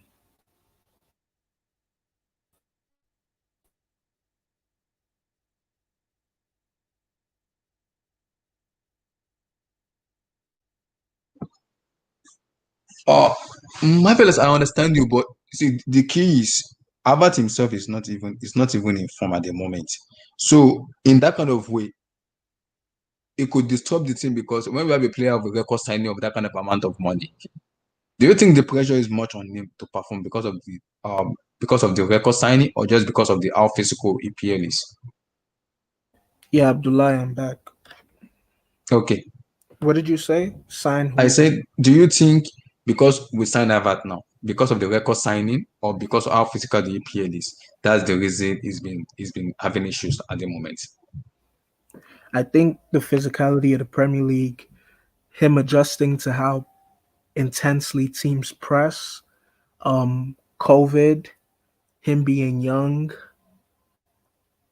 and just overall his play style. Even in Germany, he always played very calm and relaxed. He could afford to do that. The Bundesliga isn't as intense as the Premier League, so he may need to just adjust his play style. And he needs to bulk up. This is something I will keep on saying.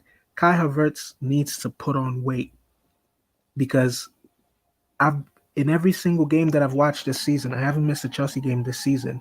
I believe that defensive midfielders and central midfielders are picking up on the fact that if you're just even slightly physical on him, he'll fall over or he'll lose the ball.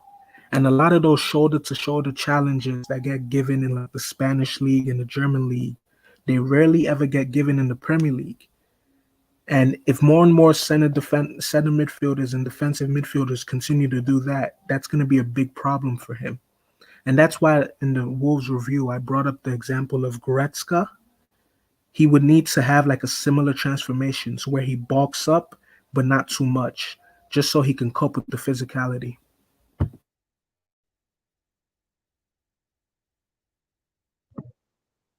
Oh, okay.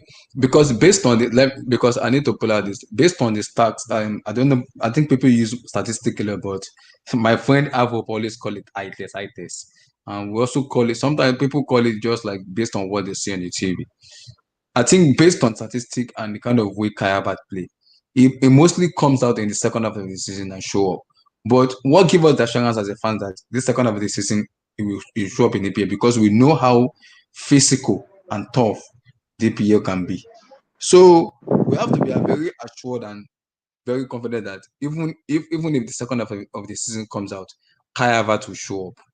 What gives us the assurance of that? Let me come to Ace.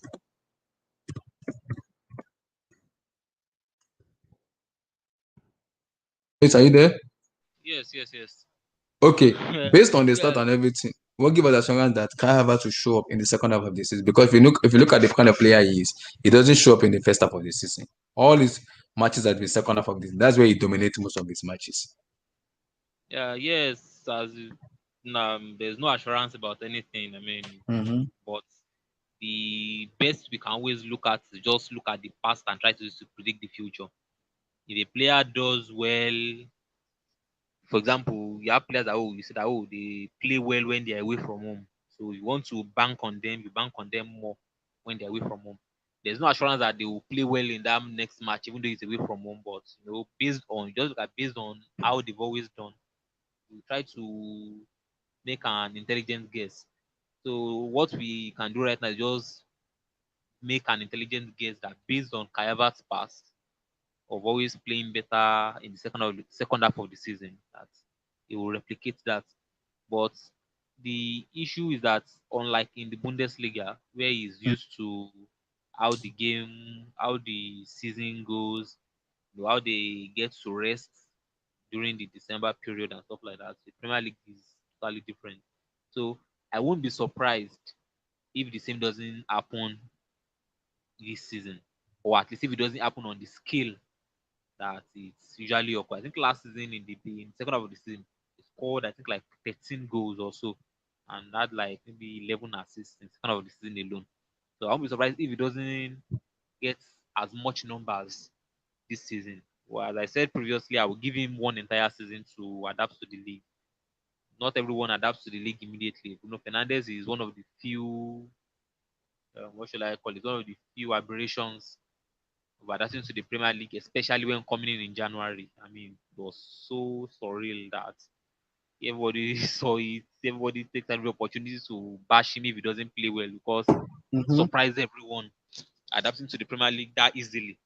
So most players, if you look at it, most players usually take a year to adapt to the Premier League, depending on how good they are. But if you take them, usually take a year. So I will give Kai Havertz the same benefit of the doubt. I I think wanna he will bring do out the better videos. second half I of the wanna bring out the season. videos of him in the Bundesliga for you guys to see.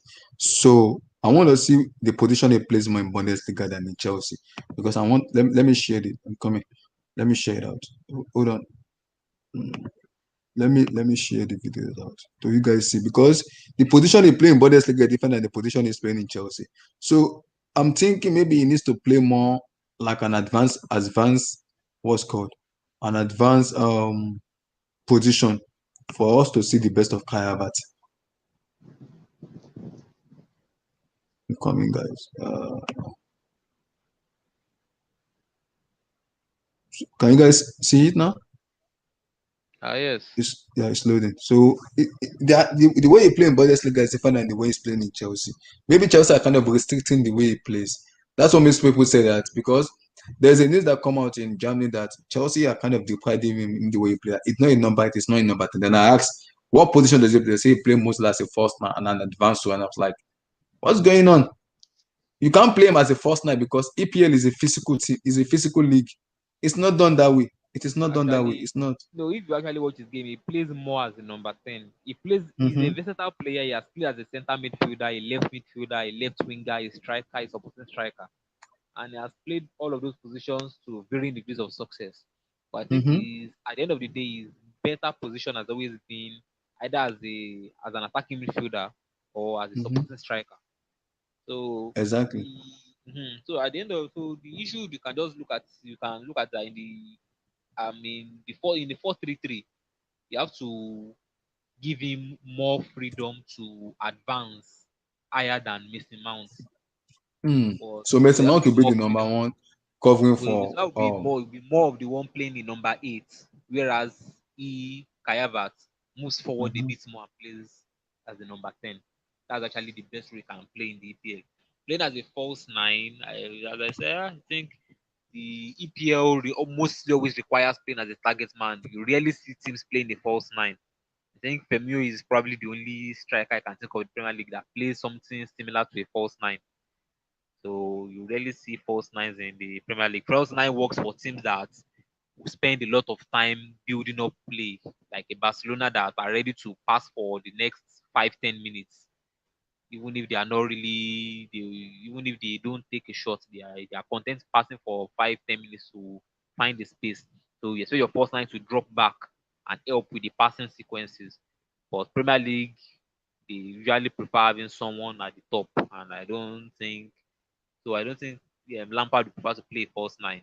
And playing Kai Havertz on the wings, I don't know. He has played a few games on the wings this season, and he has not impressed me on the wing at all. He has impressed me better playing from the midfield than from the wing. Maybe the difference between how the defenders in Bundesliga and the defenders in Premier League set up, as we said last time, defenders in the Bundesliga, they commit more forward, they push higher compared to defenders in the EPL, especially the mid and lower table teams. They prefer to just sit back. You mostly find their number 3 standing at the edge of the box compared to in the Bundesliga where you find them close to the halfway line. So maybe that's the difference. So it might be that playing on the wings might not work for him in the EPL, or maybe to work if he finds a way to adapt. But at the end of the day, his best position has always been playing as an attacking midfielder, being able to run into the box, score goals. So I think that's where he will eventually flourish.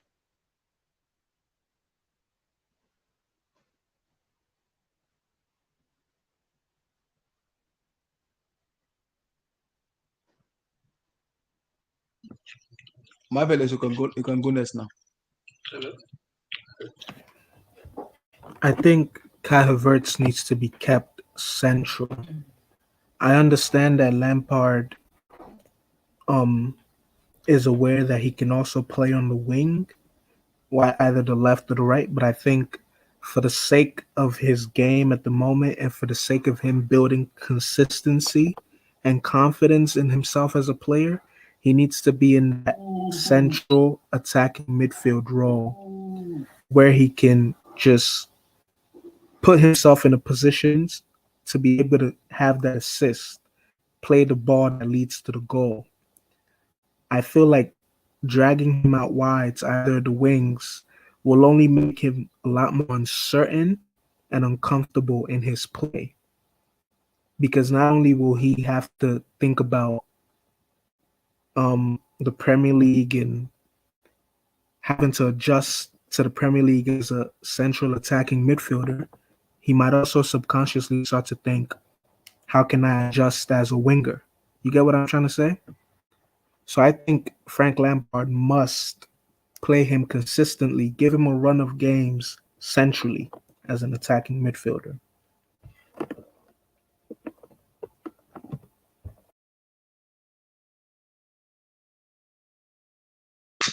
Yeah, I can hear you, Marvelous. I can hear you very well.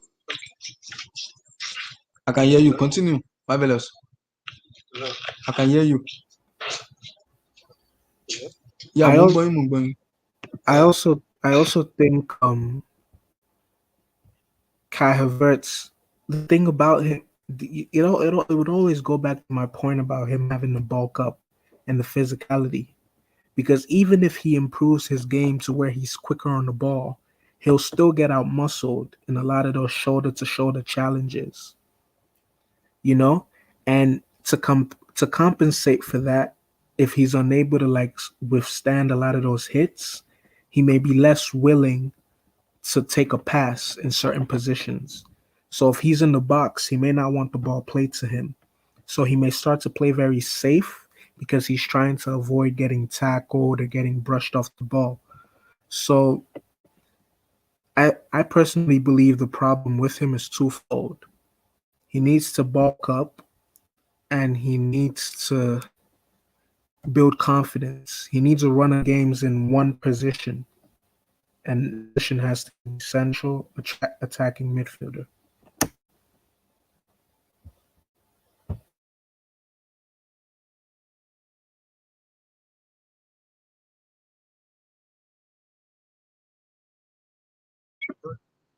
Yeah, I can hear you, my fellows. But let me put it this way: if you look at the Bundesliga and the way Kai Havertz play in Bundesliga, play more in an advanced role. So do you think because he's been in the 4-3-3 formation now, it doesn't show up, or he needs to play more as a number 10, or more as a first now, or behind the striker, or beside the striker for him to show well? Because if you look at the Bundesliga, he play in a different formation, which make him try very very well.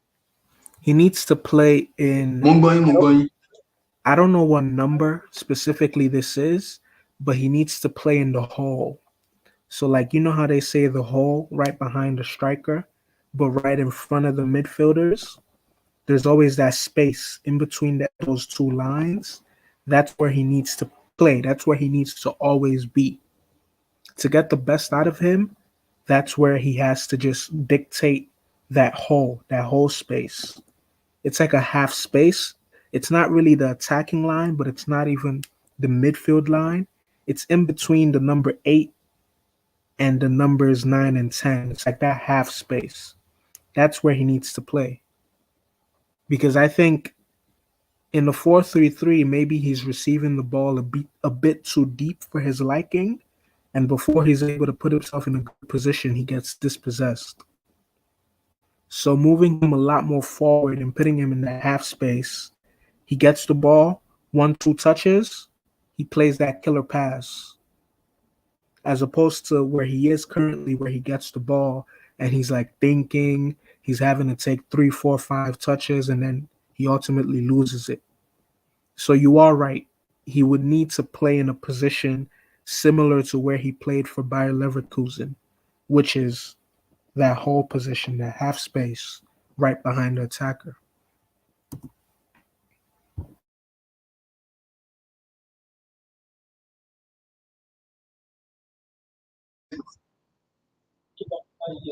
So in terms of let me just put it here before I round up. In terms of Timo and Kai now, how many matches do you want to put them out of the team entirely? 2, 3, 4, 5 matches, or you still want to give them time till Hakim Ziyech come back?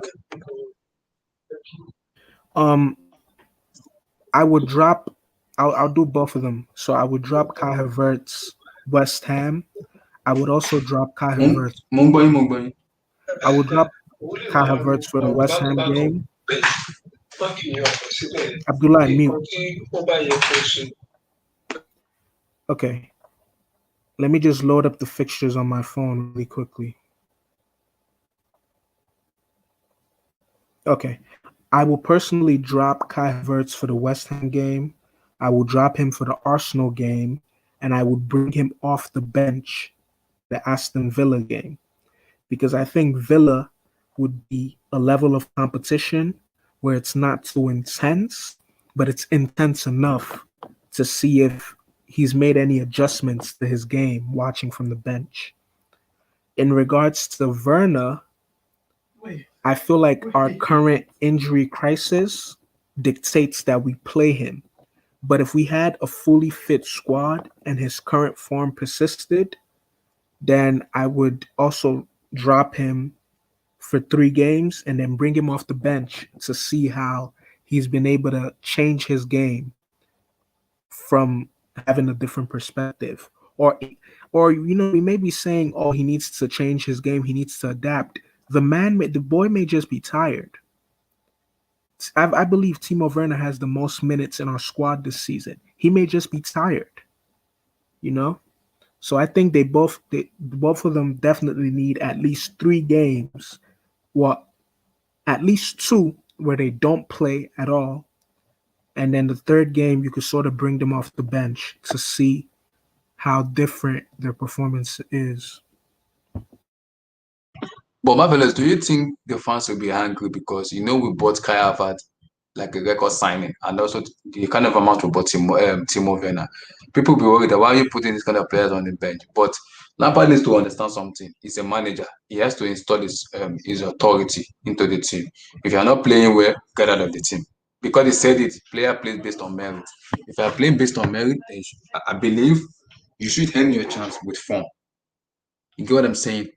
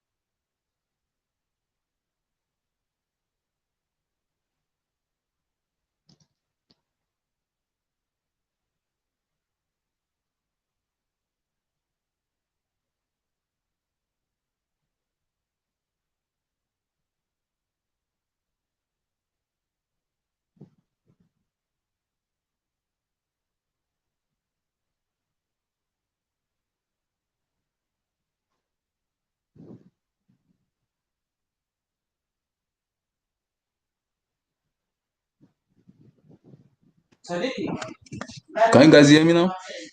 Yeah, I was trying to you. fix my internet. My internet was mild enough. It's breaking up. So I was trying to fix it. So my question to you was like, do you see the fans getting angry because you know it's a record signing and also it costs a lot of money?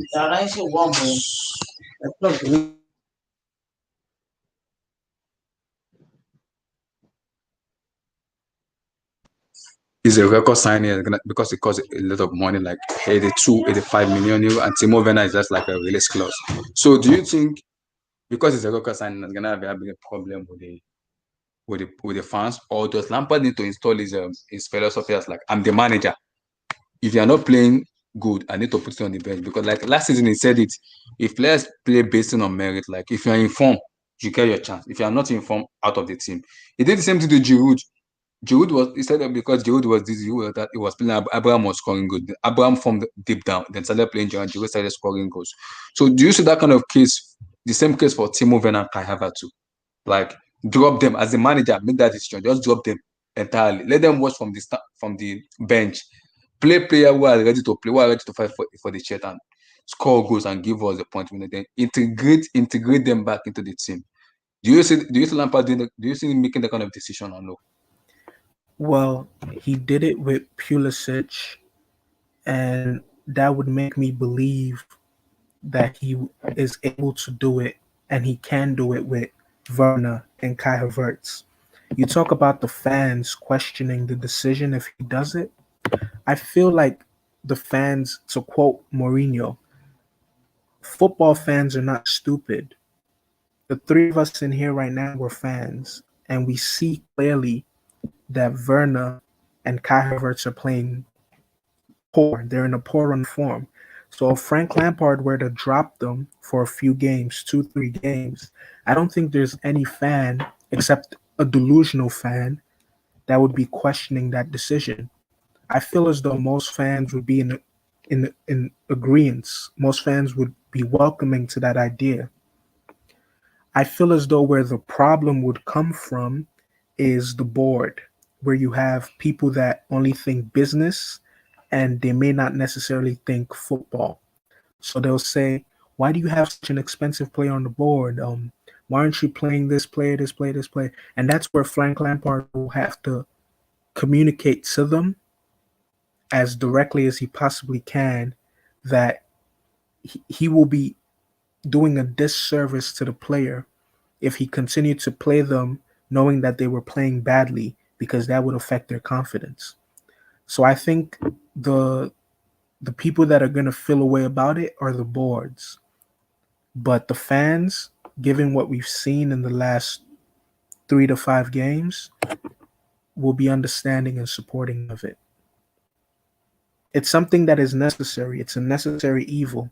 Ideally, you want these star players to come in and make an immediate impact and just ball out. But that is not always the case, you know?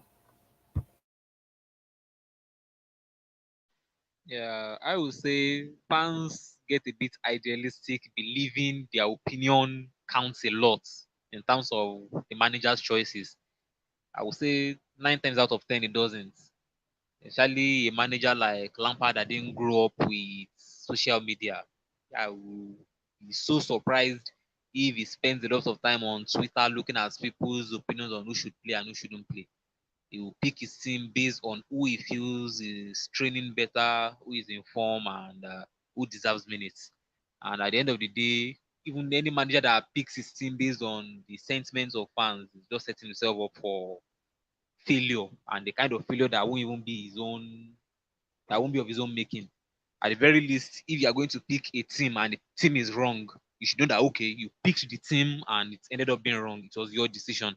But if you are picking a team based on what fans are saying on Twitter and everywhere else, then if the team doesn't play well, it's those same fans that will turn around and say, "Oh, you didn't pick the right team." Man, so I don't believe the opinions of fans counts all that much. As rightly said, I think it's the board that will have a bit more issue with Lampard benching a player of Kai Havertz and Timo Werner's quality, and especially with the amount that they were signed for. But I think, unlike previous managers, Lampard has a bit more leeway in explaining the situation, and the fact that our top backroom staffs is getting more and more populated with former players. It will be easier for them to explain to the board members that right now, for the benefit of the team, benching them is the better option. Okay, to round this up now, let me come to it. Give me your prediction for West Ham. For West Ham, I think I'll predict a 2-0 win for Chelsea. I think West Hey, Ham you are will. giving me confidence. Yeah. Don't kill me. Don't kill me. I think they will try to defend deeply and a lot, but I think we'll find a response against West Ham.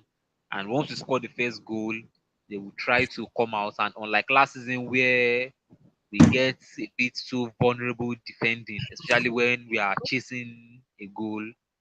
I think it happens sometimes this season. I think most of the times this season, when we have scored first, we have actually been a bit more level-headed. And even the times that we didn't score first, like against Leeds, we considered first. Against Sheffield, we considered first, but we're still level-headed. The problems usually come when, as the later the game goes, that's when we commit too much going forward. So I think if we scored the first goal, West Ham will be forced to come out, that is to be a bit more proactive. We'll be defensively solid enough to keep them at bay, and yeah, we can sucker punch them with the second goal. So yeah, I think I'll go for a 2-0 win. Marvelous. What's your scoreline for West Ham? Before I give my own scoreline. I have two predictions. I agree with Ace. I think if we score first, it'll be 2-0. But if unfortunately they score first, it'll be 1-1. It'll be 1-1. If they score first, it'll be 1-1. Because I don't believe that West Ham, and maybe this is me being naive, but I don't believe West Ham are as defensively resolute as people make them out. So I feel like if we go 1-0 behind, we'll be able to score one, and that'll be it. It'll be 1-1. But if we score first, then it'll be 2-0. Hold on. Final word from you guys. You guys want to put out anything out or want to say anything before we round up? Oh, there's a super chat here from Damian Perez. He said 3-1 to Chelsea. Do you guys agree with that? Well, it's not a bad prediction. 3-1 is similar. Well, 3-1, yeah. Well, I think 3-1 is close enough to looking at 2-0. For example, if we score first and they equalize, a 3-1 is not impossible. Or if we score 2 goals and they score 1, I'll still get the third goal. So yeah, 3-1 is not, but I think I will think more towards 2-0 or at worst 2-1 win for Chelsea. See, that's why it's dangerous for me, because if we score and they equalize, I think the game will just I think it'll just end on a draw, because I think they'll frustrate us and just get their 1-1. So that's why I'm going to say 2-0. So we score and they open up a bit to try to equalize, and we score again. Game over. Game or over. If they score first, then 1-1. I don't think it'll be 2-1. Wow. So let me just touch on this before we round up everything. Declan Rice. Let me come to it now. Do you think we need Declan Rice? Let me bring out the man. The man pictures himself. Do you think we need Declan Rice? Do you think we need him? And if we need him, who is gonna sit on the bench? Or how does the formation work? Break it down for me. Yeah, I think the issue with playing with signing Declan Rice is it depends on what formation Lampard wants to use going forward. If he wants to retain the 4-3-3 formation, then no, I don't think we need Declan Rice. We already have 3 defensive midfielders. I think one of them is a proper DM in terms of Kante. There is one who is the register, that's Jorginho, and Billy Gilmore at his best seems a bit more like a deep line playmaker. Actually very good on the ball, moves the ball forward, he gets past players and gives good passes. So in a 4-3-3 system, I don't think we need Declan Rice unless we sell someone. Maybe the board is thinking of cashing in on Kante when his stock is still good. Sell him to Madrid for like another 100 or 150 million if they can wrangle out a price from Madrid. So unless a situation like that happens, then no, I don't think we need Declan Rice. However, Lampard initially started using with a 4-2-3-1 formation with a double pivot.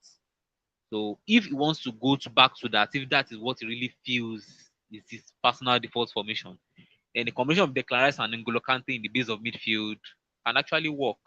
Declan Rice is very mobile moving forward, and I think he's actually a bit more creative going forward than N'Golo Kante. N'Golo Kante, when he gets forward, he rotates the ball to the wings more often than not. Whereas when Declan Rice moves the ball forward, he has an eye to pick a pass, even in tighter situations in the final third. So I think the double pivot of N'Golo Kante sitting back and Declan Rice moving forward can be similar to what we had with Fabregas and Nemanja Matic back in the day. So yeah, I think in a 4-3-1 system, Declan Rice will work. In a 4-3-3 system, Declan Rice is not necessary. Overall, personally, I would say no to Declan Rice. I think we have good players coming from the academy. We currently have good players in midfield. I don't think shelling out 70-80 million on a midfielder is worth it. Even if you sell Kante for something like 120 million. West Ham wants to sell him for 65 million, 65. Even if it's 65 million, if you cash in on a player like Kante for, okay, let's even say Jorginho, the best you can get for Jorginho is maybe something like 40 million. You still need to add more money to buy Declan Rice. Whereas they can go on with N'Golo Kante and bring up Billy Gilmore to eventually take up the role in 2-3 years' time. We have a good lone player in Conor Gallagher that can come into midfield. He's a very good box-to-box midfielder. So yeah, I don't think the price is totally worth it. I'm not totally convinced. I won't be against it, but I'm not totally for it. So Marvelous, are you in for Declan Rice or you're out for Declan Rice? If Lampard wants to play 4-3-3, absolutely no. No, it would be a waste of his abilities. If Lampard plans to play 4-2-3-1, absolutely yes. And I say yes for 2 reasons. One, we need physicality in our midfield. Kante has that, but we need someone that has physicality and is a bit more technically gifted. If you think of Kovacic, Jorginho,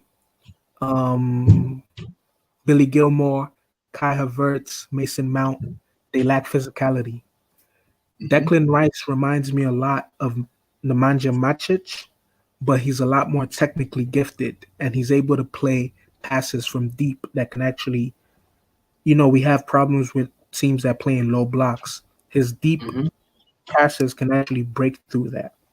So if Lampard plans on playing 4-2-3-1, we get him. Even though we have a plethora of talent in that defensive midfield area. Like we even have Ethan Ampadu, who's out on loan, and he's a defensive midfielder. He's incredible. I would say we sign Declan Rice and we sell Jorginho because, in my honest assessment, he's been underwhelming. His Chelsea career so far has been underwhelming. And we can sell Jorginho to Sarri at his next job, wherever that may be. And we use Declan Rice and Kante side by side. And when the time comes for Kante to move on, it's Declan Rice and Billy Gilmore.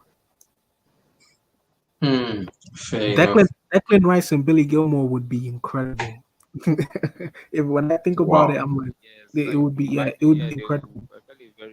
It'll be very good combination. I mean, they are both kind of similar. Both of them can do almost the exact same job, so you won't be concerned about one of them going back. You'll be concerned that if the crisis is behind that, the goal won't create in front, and the goal that is behind, you won't be so concerned that they won't be able to defend effectively. So yeah, a combination of both of them will be interesting to see. But yeah, I think that even if we sign Rice now, that's still talking 3, maybe 4 years in the future, unless you can be as soon as possible. My another argument would also be signing Declan Rice would also prolong N'Golo Kante's career because we can rest him a lot more. We don't have to rely on him as much. In games that are of lesser importance, we can just give him the week off. You know? That's true. You know how people say like Wolves are building like Portugal FC? If we sign Declan Rice, it's gonna start looking even more like Lampard is trying to build like United Kingdom, England FC. Yeah. Damn. That's bad, man. Like Wolves are Portugal's FC. Now we're becoming England FC. That's bad for my health. Personally, for me, I don't care. I mean, people overthink it, saying, "Oh, you're having too much English players." In a way, it's actually not bad. I mean, most of English teams, especially the academies, they train their players the same way. They grow up under the same kind of footballing philosophy. It actually helps them adapt better. I brought this point up in conversation with my friend. We all across the board agrees that Frank Lampard is a Chelsea legend, but my friend was making an argument that you can question Frank Lampard's commitment to the Chelsea job by some of the decisions that he makes. Now, my question is, with how Lampard is always looking to acquire English talent, like English players, do you guys think he's trying to use this job as a setting stone to get the England managerial position? For me, I don't think so, because I think if Lampard is good enough to become a Chelsea manager, then definitely he's good enough to become an English manager. But being an English manager is totally different than being a club level, because in club level you buy multiple players. In England, you don't buy players; you call players in. So how much experience does he even have becoming an English manager? So it's gonna take a huge lot of time to become in the nearest future, maybe 5, 6, 7 years. Yeah, but at this moment it's too early. That's what I'm saying, like in 5 years' time. Because what experience did Gareth Southgate have? He didn't have no experience. No. So my friend's whole thing was, if he's buying all these young English players now that are potentially going to peak in like 25, 26, which will be like 5 to 6 to 7 years' time, by then he can walk away from the Chelsea job having achieved whatever he achieves, and we hope he achieves the best, but he can walk away from the Chelsea job and go to the FA and say, I know these players, I coached them, I developed them, I deserve the job as England manager. So it would make sense in a way that Lampard is looking even beyond the Chelsea managerial job, which I think is very, very scary. I think people are overthinking it because if you look at it, you said signing English players, and unless I'm mistaken, the only English player he has signed is Ben Chilwell. That is the only English player he has signed. Every other signing he has made are not English. Timo Werner and Harvertz are German. Ziyech is Moroccan. Ben Sai is, I think, from Senegal. I think the other guy is signed from Barcelona is Dutch. They assigned only one English player, and it's the media that are actually more of saying he wants to sign all the English players. The only one that seems to be a bit more true is Declan Rice. So he wanted Declan Rice. Out of like he has made I think 7 signings. At least the club has made 7 signings since Lampard became manager. One has been English. If he signs Declan Rice, let's say next summer, and they sign maybe like 2 or 3 more players, that would be like just 2 English players out of like 11 signings. I don't think that is enough to say, oh, he's signing all English players. The issue people are overthinking is that he promoted a lot of academy players, which was what was expected considering the transfer ban and all last season. And there's no way you will look at it. Most of your academy players will be from the nationality of your country. It is almost impossible to have a lot of foreign academy players. When Barcelona promoted all their La Masia players, I think the only one that wasn't Spanish was Lionel Messi. Yeah. When even with Arsenal, with Wenger likes signing French players, even he got a good number of English players coming from the academy. When any club that promotes academy, when Manchester United promoted academy players, a lot of them are English. McTominay, Rashford, Lingard. So you see, there's no way you bring in academy players and most of them will not be English. It's just impossible. It's like saying that you go to a local club in Nigeria here and you expect half of them to come from Cameroon or Ghana. It's impossible. Most of them will come from Nigeria. So I don't think it's time to panic. However, it is not impossible to think that if in some years' time, Lampard will be able to go to the FA and say, oh yes, I have experience with these players and I can do well with them. But I don't think a national team managerial job is something a manager as young as Lampard will want to quickly get into, especially if since he has a good gig in Chelsea. I mean, when you manage Chelsea after just like 2 years or so of top flight managerial experience, you don't quickly think of going to be a manager of a national team where you only get to play once every 2 or 3 months. So I think he will prefer to have a long career at Chelsea for like at least maybe another 7 to 10 years if he stays that long before he thinks of going into national team management, which personally I don't think is something we even think of doing for another 20 years. I mean, he's still young, he's just in his early 40s. He can wait to coach England in the next 20 years. You don't have to know the players to be able to coach. You look at Gareth Southgate.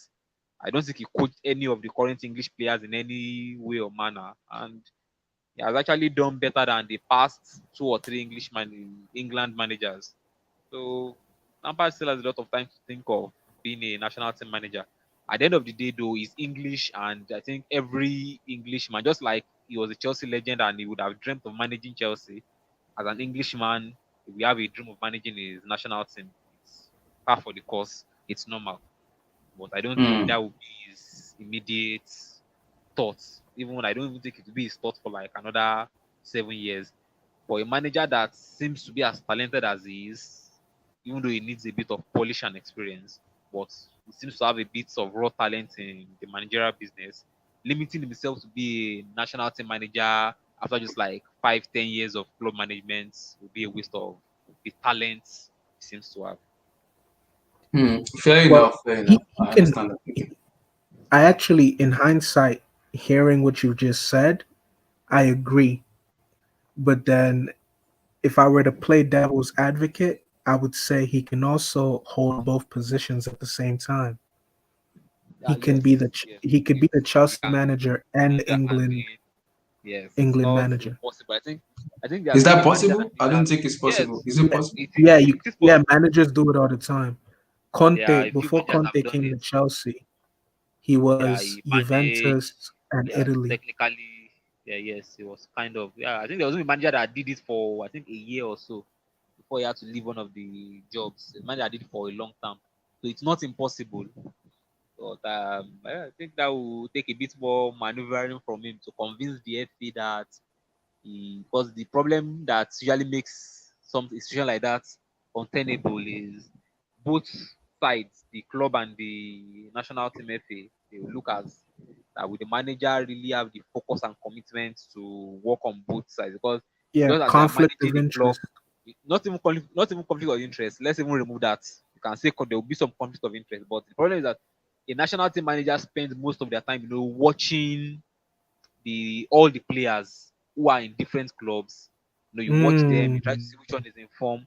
But when you're managing the club, it's difficult to do that because you'll be focused on the 25 players you're managing right now. It's difficult to find the time to go and watch other players in the other teams. So that's I think the commitment issue, less the conflict of interest, but more of the will he be able to manage the commitment needed for both sides. I think it's real like that can work if he can get like 2 or 3 assistants that will do most of the legwork for him.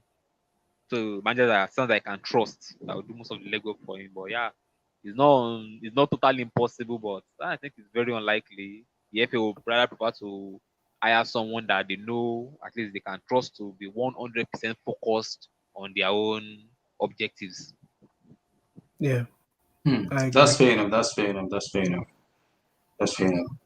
So, guys, I think that comes to the end of this thing for today. So before I go, let me just give my prediction for the Western match. For the Western match, it's tough. Well, I think I'm gonna go with the Chelsea win. I'm not gonna go home. Maybe like a 1-0 win is better.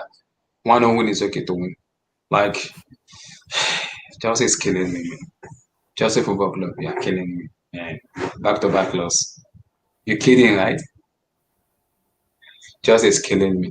So I'm gonna go with a 1-0 win against West Ham. We just have to we are at home. We need to show that commitment and that, let me say, that mentality that yes, we are home. We can do this at home. So we need to show that in us that we can easily do it. If we don't show it, there's a problem. So for me, I'm gonna go with the 1-0 win. You guys are going with the 2, I can understand, but I'm gonna go with the 1-0 win for me. 1-0 is very, very shaky ground for me.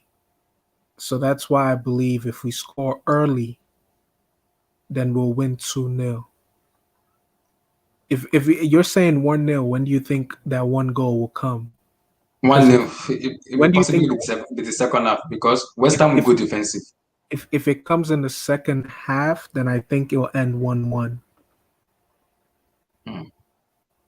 It's tough to predict, but because I know because David Moyes is gonna be watching blood. Like when you have what's his name? What's the name of their midfield they have that plays with them? Declan. What's the name? Lanzini. No, the guy that played beside Declan Rice. The number 28. Is it Soyuncu or so? What's his name? Souček. Souček, yeah, that guy is so tall. My Lord in heaven. And they have a thought now. Michael Antonio is coming back now. That's for me. That's a bad market for me. That's what I'm sticking to now. My whole thing is this: Lampard has started to come across managers that have more experience than him. They may not be the better managers long term. Yep. So, Lampard in the future may end up being much better than David Moyes, or much better than Nuno, or much better than. Well, I don't know if he'll be as good as Carlo Ancelotti, but these managers have far more experience than he does. So that's correct. A lot of these games that you would expect us to win, it becomes equalized by the other manager's experience. And David Moyes, a lot of people, when they think about him, they think about how disastrous he was at United. They often forget what he was doing for Everton for years. Everton were top 4. They were battling for that number 4 spot with Arsenal for years, and they would occasionally be in the Champions League. So he's a decent manager. So I wouldn't write him off. But as a Chelsea fan and having the confidence in our team, I want to say we get the early goal and we win 2-0. Abdullahi, how would the link work for the complicated Chelsea show? I'm gonna DM you. I'm gonna send to your DM. Okay, it starts in like an hour, 10 minutes, right? Yeah, an hour, 10 minutes. I take it for the 5. Okay. Yeah, and you could give the link to anyone or HH. No, when HH send me the link, I could just send it out. I could send it out. Okay. I'll send it out. Yeah. I'll send to you surely. So, guys, we come to the end of this thing, guys. So, for people who came in, I really appreciate you guys for the West Ham preview. So, I'll possibly do the post match by Monday because I have to, because I go to work Monday, so I have to like travel it out to see. But I'll probably try and do the post match reaction for the Chelsea. Please, I am begging. I'm on my knees. Can you just win on Monday, please? Please, I'm done with this loss. Please. People are already killing me on Twitter about Kai Havertz. Now I don't have a peace of mind just because of Kai Havertz. Can you just win for us, please? And let this stop. Why did you call him the German Zidane? But just leave me alone. For my narrative, I want it to work. It has to work. If Kai Havertz doesn't work, oh my god, I'm getting slaughtered already. I am getting slaughtered. What makes it worse is the label that you put on him. If you would have said, "Oh, he's an incredibly talented player," you could have come up with an excuse like, "Oh, for whatever reason, he just never played ball for Chelsea." But because you attach such a legendary player to him, Zidane, oh my god, I'm in trouble already. When I tell HH, I said HH like it's like he has the aura and the flair in which Zidane plays. That is the nature now changed the topic that now he not tagged me, German Zidane. No. I only said he has the flair and the ability. I remember that hangout. It was the hangout before the season started when Chelsea, because remember Chelsea signed him in like the last season, and HH said, I don't know much about this guy, but Abdullahi, he watches the Bundesliga. You could tell us more. And I remember you saying, HH, this guy is like the German. This guy is like the German Zidane. I am in trouble. You should have taken it back right after the first week, because if you remember that Brighton game, that was the first time I really saw HH on your head. After that Brighton game when Kai Havertz came on and he tried to make that crossfield pass, I don't know if you remember, and the ball went like wayward, not even wayward. Then HH tagged me. He tagged you in that, and he was like, "This is the Germans." You should have taken it back right there, but because you persisted, and even your last tweet, you're still defending him. I'm still defending him. I know today I'm gonna get slaughtered today. I know you said it already. I'm coming for you, Abdullah. I don't even know what to say. I'm just gonna okay. You see, that's why when I get on it, I'm going to, because you know how he's been talking about wanting to have like someone to fill the position of like being the quote unquote proper Chelsea fan. I'll have that kind of perspective, so it makes the show more dynamic. Because sometimes in the chat, everyone reads it. When you read the chat, everyone is like, "Oh, these guys aren't really Chelsea fans. Why do they hate Chelsea so much?" So I feel like a lot of people don't understand the perspective of like a person that's a fan but still objective. A lot of the people that watch that show are like Ace said, they're idealists. Like they're like, "Oh, support the club no matter what. The club is always right." But a lot of times that's not the case. That's not the case. That's true. You're right.